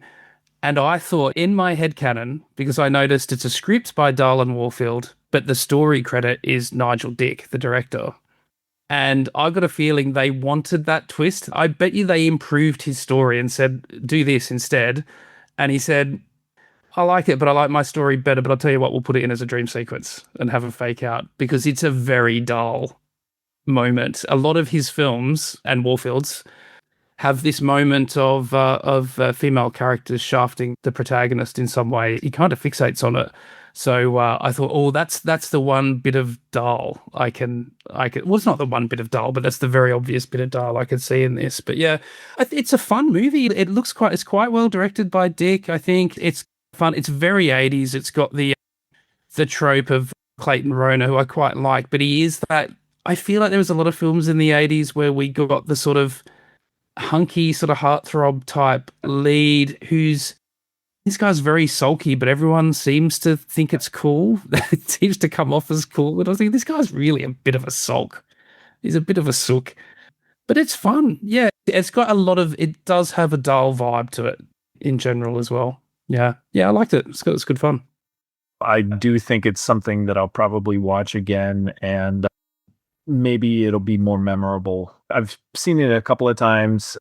I watched it a few months ago thinking about this, but I watched it a couple of years ago too for the first time. But there's elements in it that I'm like, okay, this is my kind of movie. I like these elements. I like this kind of story. But honestly, I don't remember the story very well. So it's probably one that I will revisit for John Dahl for quite a while, as long as it's available. But it's not one that's totally sunk into my consciousness yet.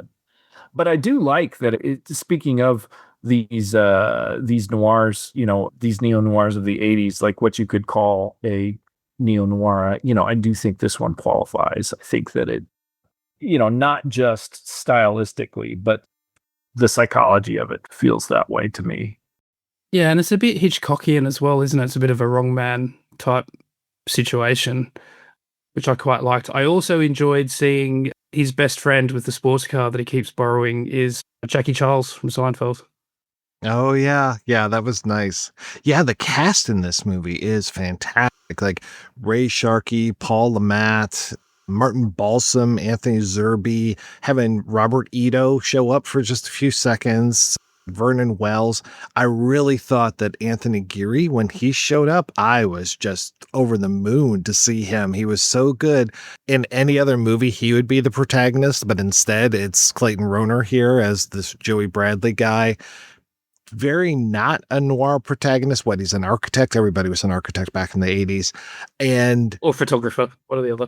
Or photographer. This whole thing of it's really his dad who's in trouble, but then he gets sucked into the mystery and all these things. I like that. And I also really liked the relationship he has with this woman that he meets, and that he needs new clothes and ends up having to borrow her clothes, including, it looks like, her shoes or somebody's shoes. These shoes are wild. These bright red shoes that he's wearing.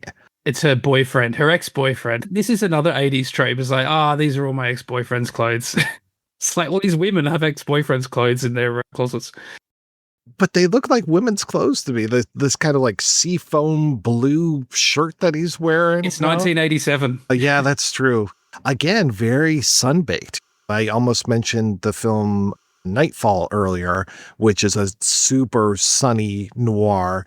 And one of the things I like about that one so much is the oil derrick that you see like in things like Beverly Hills Cop 2, and you see it in this one as well. And especially to use that oil pump as a torture device for Geary. Oh man, that was wonderful. Yeah, that's the best scene in the film, I think. That's really good. Yeah, there's some good stuff. It's got some nice touches. It's got some real style. It's got a good vibe. The story is not great, and it is somewhat forgettable, but it's just got a nice vibe. And if you like that kind of thing, it is very underseen. It definitely should be seen by more people. As of this recording, it is on Amazon Prime, and then, it might still be on Tubi. You never know. So, it's definitely out there. I don't think the rights are as secure as they might have been at some point. It is a Samuel Goldwyn film, so legit production company and everything. It wasn't some sort of fly-by-night type of thing. Saddled with a poor title, Private Investigations, and I love how that at some point they've come up with a new title for it, and the best they could come up with was PI, Private Investigations. It's much better. I was so shocked by the score or the soundtrack for this to have fucking Bon Jovi. I was like, wait a second, because Dead or Alive, that was in Young Guns, right? Yes. Yeah, or Young Guns too, one of them. Just the opening sort of sting from Wanted Dead or Alive. Yeah, crazy.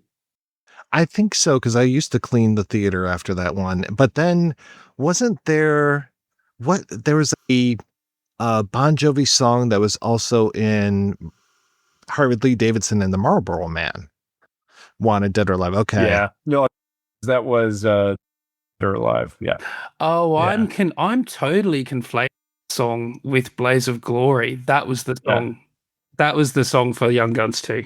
Okay, Call Me Young Gun. Okay, but yeah, this one, so this song was used in Harley Davidson and the Marlboro Man, which must have come out right before this, right? It had to have been right around the same time. It was like 1990 Marlboro Man, Harley Davidson. Really? So this was 87.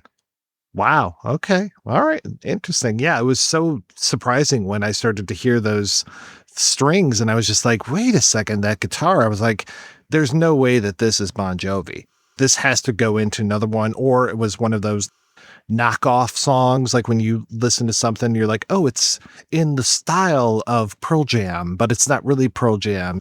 We used to have CDs like that at the cable company I worked at, and it'd be like, oh, use a song that sounds like Nirvana for this commercial. Okay, I'll break out the library CD and throw in this song that is close to grunge, but not quite. Yeah, I really enjoyed this one more than I thought I would. Yeah, and I would like to think that this helped lead to, Kill Me Again. I thought it was a very solid opening for these guys, and it just sounds like from these interviews that it was a struggle, man. It does not sound like it was easy at all. There was that really nice book. I can't remember the title off the top of my head, where it was the author was writing specifically about these three noirs, but of Kill Me Again, Red Rock West, and The Last Seduction, and talking about just how poorly Kill Me Again did at the box office. And when I was reading it, I was like, there's no way that was the number. It looked like, oh yeah, and they raked in $80,000 this weekend. I was like, wait, $80,000 in today's box office terms? That is death. But then that it hung around. This is still the point where movies can hang around in theaters for a little bit more, and word of mouth can happen, and reviews can actually help out, but it still ended up just not making very much money at all. It was a blessing that it ended up in video stores for us to see or avoid later on. Yeah, that was a whole different market that ended up being probably just marketing for the home video release. A lot of these smaller films, that's where they could really make their money. You got to admire their guts, because they wrote this script for Kill Me Again and made a pact. If we don't get 300,000 for it, we make it ourselves. And they were offered 250, and they stuck to their guns and made it themselves. But I do wonder whether that ended up with them getting not the sort of release and marketing support that the film needed, because I'm still convinced. But when you see films like this that bomb and they're decent films, I always just think that's just not marketed well. Bad luck, bad marketing. That's it. You get the right sort of marketing, you get that in front of people, more people see it, it'd be a success. But they just didn't get that. And it must be so demoralizing working in that industry and just being totally susceptible to whatever happens there, which is somewhat out of your control as a creative. It's odd for something that's such a throwback to classic film noir and is so indebted to classic film. It kind of was ahead of its time. And it must have influenced, because it's hard to believe Tarantino didn't see it, or someone, whoever was casting for Tarantino for Reservoir Dogs, didn't see that and think, oh, I've got the right guy for you. Far be it from me, Mike, to say that Tarantino would ever imitate anyone else, and I know you would never say that either, but... Why would you even think that? That scene with Mr. Blonde, it's just very similar. There's no way he wasn't taking notes from this film. What's kind of amazing to me that Val Kilmer wasn't bigger by this time. Like he did Real Genius and Top Gun back to back. And you would think, okay, after Top Gun, look out. Like he did 2 TV movies in 86 and 87, Murders in the Rue Morgue and The Man Who Broke 1,000 Chains. Then he did Willow, where even though he's on the poster and has a great role, as Jedidiah will tell you, he's not the main character. It's not named Mad Mardigan. It's named after Willow. Great role in it. Very good supporting role. Like you said, very Han Solo. And then after that, he does another TV movie where he's Billy the Kid. And then this one and Kill Me Again. And then after that is The Doors. And that's where like he really starts. I won't say he's firing on all cylinders because he makes some real clunkers after that, of course. I mean, I liked Thunderheart. Was not a big fan of The Real McCoy, even went back and rewatched it last week. I've been doing a lot of Kilmer this month. Not a big McCoy fan. He had a very, very variable career, let's say. He was so mercurial in so many ways, and I think also in his choices, he went with his heart. And obviously, it was probably brought on a bit of a prolonged career suicide, even putting his health problems to one side when he gave up the Batman gig. But he did it because he wanted to be an actor. And as he says in Val, in the documentary, you're not acting, you're a suit. You're standing in a suit, you can't do anything.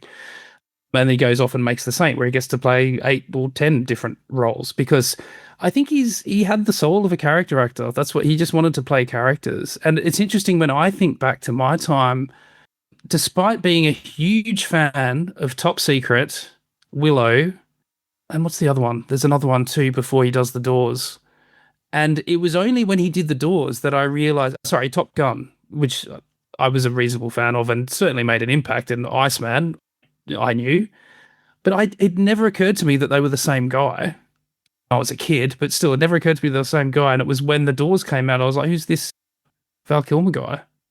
And if I'm any indication of the general population, which is always a mistake to project, but he just played different characters so convincingly, that is kind of anathema to the Hollywood star system. The Hollywood star system is that you find someone and you promote them as themselves, or at least a persona of themselves.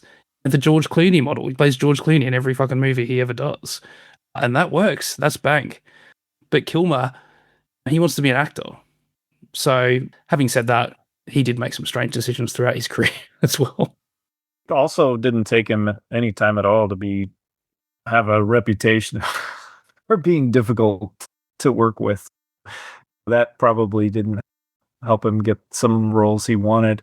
I was shocked when I heard the budget for Kill Me Again, and I think it was Dahl saying that they had got Kilmer because they paid him twice as much for that as he made for for Willow.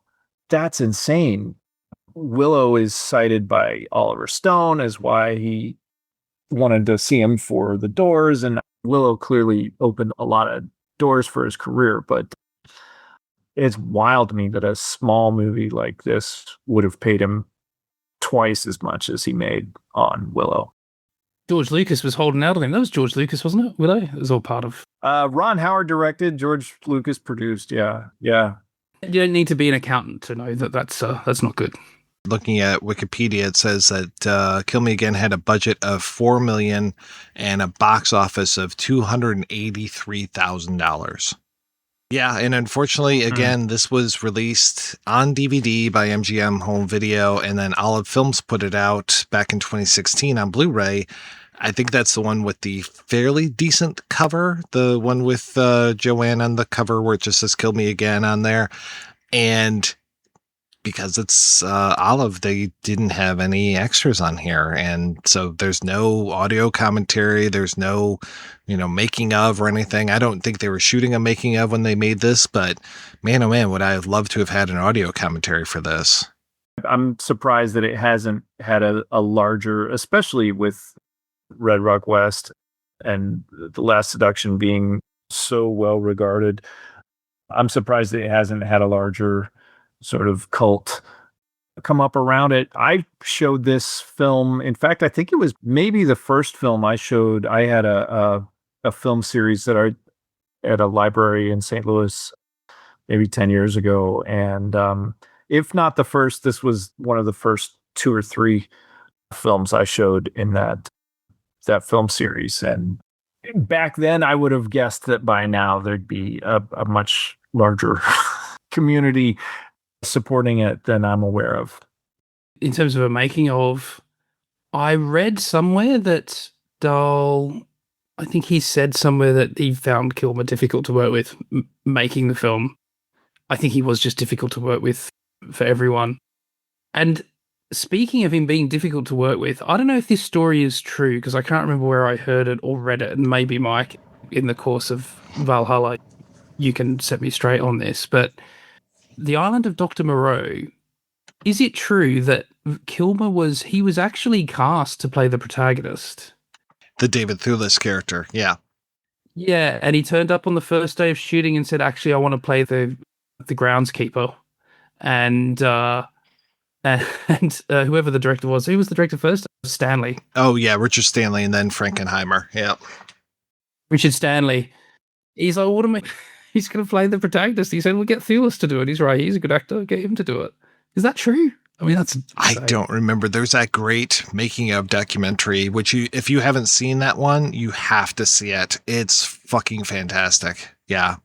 And it's been a while since I've seen it, but I would not be surprised because it seems like if you said black, you would say white. And that whole time, it just whatever it would take to be disruptive, which is just a weird way to live your life. I remember watching the commentary track for Kiss Kiss Bang Bang, which I love. I love Shane Black. I love the whole cast is great. But watching that commentary track and just hearing Kilmer, just disruptive the whole time, which is charming to a degree. There's a whole series of video interviews of he and Robert Downey Jr. interviewing each other. It comes off a lot more charming and affable, and like they're both just kind of riffing on each other there. But the commentary track, it's maddening.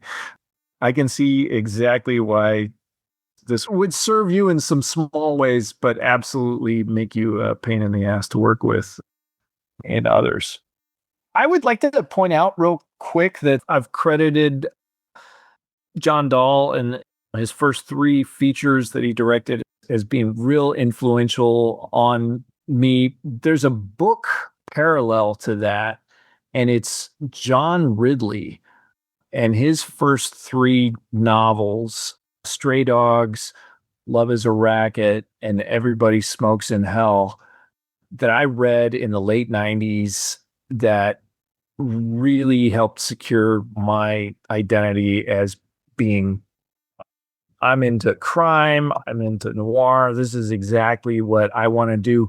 But looking at the similarities between stuff like Kill Me Again and Red Rock West and John Ridley's first couple of books, Stray Dogs and Love is a Racket, I wonder how influenced John Ridley might have been by John Stahl. If you've seen the Oliver Stone's movie U-Turn and compared it to Red Rock West with the similarities in plot, U-Turn's based on John Ridley's novel Stray Dogs. I think it had that name for a little bit, and then it got changed, if memory serves. Because as soon as you said Stray Dogs, well, first I thought of Kurosawa, but then my mind went to that Oliver Stone film, because in my mind, it's still Stray Dogs. It's never been your U-Turn, yeah. Again, we've talked about how noir is points for originality aren't really a thing. There's a handful of plots, and you make them your own. I'm not holding that against John Ridley or Oliver Stone for that. But I mean, the first time I saw U-Turn in theaters, and I was like, oh my God, it is Red Rock West, the plot. And then his second novel, Love is a Racket, starts in the very first chapter. The main character gets his fingers broken, just like Jack Andrews in Kill Me Again. And I remember reading that book, and this, like, the opening chapter is just so potent. The idea of this guy getting his fingers broken. And I don't remember if I read that book or saw Kill Me Again first, but both of those scenes of the fingers getting broken were so, and of course in U-Turn or in Stray Dogs, he's got the fingers cut off at the beginning of the story too. So definitely a recurring motif, but it stands out to me that I identify with John Stahl and John Ridley in both of them with their first 3 works. so strongly. And it had not occurred to me before doing this episode that how much John Ridley might have been influenced by John Dahl. Speaking of crime fiction, if there's one thing that I think would improve Kill Me Again, if the script had have got a bit of a passover by an actual bona fide crime writer. I'm thinking of older writers. If you've got someone like a Raymond Chandler or a Jim Thompson or a Donald Westlake or something like that, just to give the dialogue a bit more kind of sting, that would be perfect. It's not really a problem with the film, but just thinking about it now, it doesn't quite have the snappy dialogue that I just really love.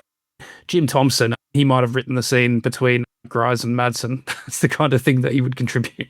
It's definitely got a bit of Thompson to it, that scene. But yeah, just the dialogue could be a bit fizzier. I imagine that's where somebody like having your Donald Westlake come in and do a polish of The Grifters. I mean, you've got two amazing writers both taking a shot at the same thing. Yeah, and all those old film noirs from the 50s, 40s and 50s, you got Raymond Chandler rewriting James M. Cain or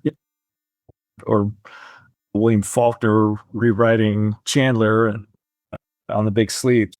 Chandler did Patricia Highsmith too, didn't he? Was Strangers on a Train? He did a polish of Double Indemnity, didn't he? Because it wasn't based on his book, but he wrote the script, didn't he, for that one? Yeah, he did. Yeah. So that was, James Cain. And so you got all these fantastic people, going over each other's stuff. And it's hard not to love those scripts.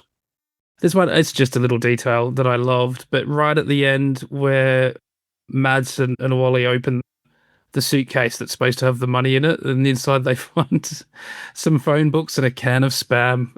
Thinking, wow, talk about adding insult to injury. That's really disappointing.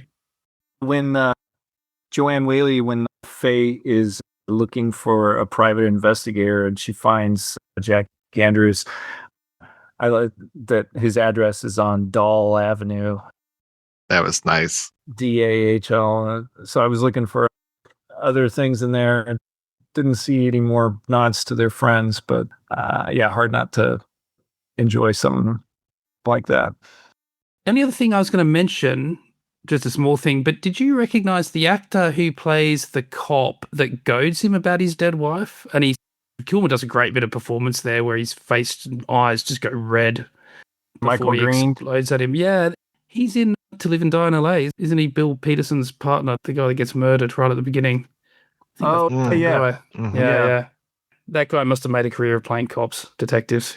Watching these Dahl films over the last few days, it has been interesting seeing his relationship with cops and just what role do police officers play in his films. I mean, this one, you've got, the one cop who's very, you killed your ex-wife or killed your wife kind of thing, which is such a typical cop thing to do. And then, we'll talk about this more on the Red Rock West episode, but just the relationship, with JT Walsh being the crooked sheriff, but then kind of really being usurped by his two deputies.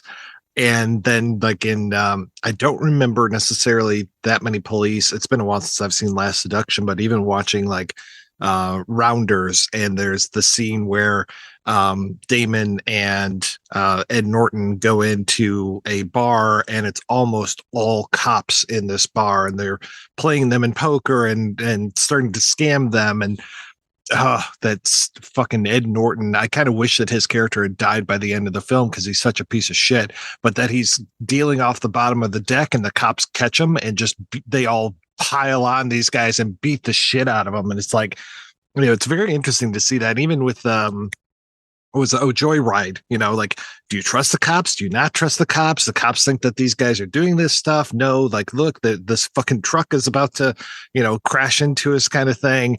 Like, what is that relationship with the police? So yeah, it's always interesting to see how he portrays that, because they, it's always that thing in films noir where it's, do we have to go to police? What role are the cops playing in that always uneasy relationship, especially between the private detective.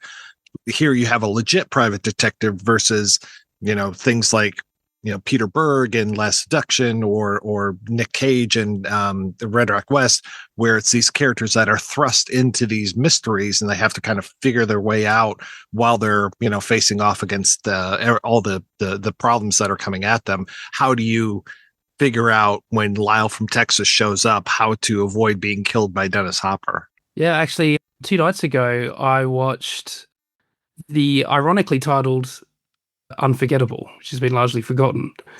And again, I kind of skipped over that one, didn't I? Yeah, but the same thing. I watched it 2 nights ago, so I can still remember. You got Christopher McDonald as a particularly obnoxious cop who does the similar, because Ray Liotta there is a guy whose wife has been killed. And he is suspected to have done the murder. And you've got Christopher McDonald all the way through the film just getting in his face about it and being a real piece of shit. Yeah, there is definitely something there. I actually found Unforgettable quite a fun film. It's quite ridiculous. I really love Ray Liotta and Linda Fiorentino as a sort of lead pair, because they're character actors. They're not really leads. They didn't keep that up, did they? But they're a lot of fun. And the sci-fi conceit of it, I think it's basically, if I understood it correctly, if you inject someone's spinal fluid, you get their memories, which is weirder than something you'd get in a Dario Argento film. Talk about pseudoscience. But the thing I love about it is whenever he gets injected with this stuff, he gets a professionally edited clip highlights reel of the things that are only relevant to his wife's murder. It's quite amazing. I do love a high concept sci-fi crime movie like that, or, Criminal with Kevin Costner is a good one in that way. And Blink with Madeline Stowe and Aidan Quinn, those are fun. I haven't braved. I've done a lot of Kilmer for this month, but I haven't braved At First Sight yet. So speaking of eyeballs, I just haven't gone there. It took a lot for me to rewatch The Saint, I'll tell you that much. So he definitely looks like he's having a fun time in it, at least. Yeah, he's having fun in The Saint. It's almost worth watching for. I watched that, I think, for the first time just after he passed away, and it was good therapy because I was sad about that. So, he was having a great time in that one. I think that movie could have been a lot better with maybe different sound design, or there's just something about the score that's, I don't know, the whole thing is just so textureless. It just kind of slides right off of you. And yeah, I can totally see why Kilmer would want to do it, because he does get to do a million different accents and put on silly makeup and things like that and just have fun. But yeah, it could have, I can see that movie being something more memorable and fun, gone just slightly different directions, post-production stuff. So I don't like it, but I don't, I'm not interested in watching it again, really, but I can kind of see why he'd want to do it. My favorite bit was and still remains Elizabeth Shue as the nuclear, or she discovers cold fusion and keeps the formula for it in her bra. That was kind of my favorite thing. That is the first place I'd look. All right, guys, we're going to take another break and play a preview for next week's show right after these brief messages. Want to support physical media and get great movies in the mail? Head over to scarecrowvideo.org and try Scarecrow Video's incredible rent-by-mail service. Right, Matt? That's right, Emily. The largest publicly accessible collection in the world. You'll find films that are entirely unavailable elsewhere. Get what you want, when you want it, directly to your door. Again, visit scarecrowvideo.org now and watch us on Viva Physical Media every Sunday. It was a place where a man could start over. That's Wyatt Earp. Made a name for himself as a peace officer. How old are you? I'm retired. You must be Doc Holliday. You retired too? Not me. I'm in my prime. They say every town has a story. Tombstone has a legend. Tombstone, rated R. Starts Saturday, December 25th at a theater near you. That's right. We'll be back next week with a look at Tombstone. Until then, I want to thank my co-hosts, Rob and Jedidiah. So, Jedidiah, what is the latest with you, sir? Doing a handful of Blu-ray release stuff. The only one I did No Escape Martin Campbell's Snow Escape with Ray Liotta. Oh, wow. Speaking of Ray Liotta, what a movie that is. I just rewatched that recently. Now I'm going to have to upgrade to your Blu-ray. That's a fun one. Yeah, that came out a couple months ago. And then... Oh, shit. I didn't even know that. Got up on the upcoming Arrow release of John Flynn's The Outfit. So, but I can't talk about the others yet. They're announced, but yeah, I'm enjoying working on. And Rob, what's new in your world?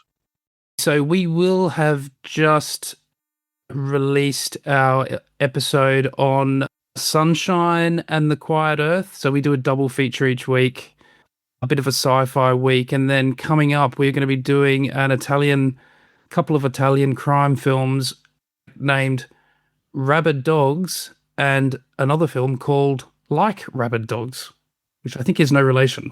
I don't think it's a sequel, but we release that every week. I do that with my co-host, Joe, and we often get Mike on, and a few others of this parish will join us from time to time. I just finished recording an episode with Heather Drain the other day, which was a riot, as it always is. So yeah, check it out. Color Benign from Outer Space. That's a great title. It's maybe not the best for mass appeal, but it's certainly anyone who recognizes it is our kind of people. Well, thank you so much, guys, for being on the show. Thanks to everybody for listening. If you want to hear more of me shooting off my mouth, check out some of the other shows that I work on. They are all available at weirdingwaymedia.com. Thanks especially to our Patreon community. If you want to join the community, visit patreon.com/projectionbooth. Every donation we get helps the projection booth take over the world.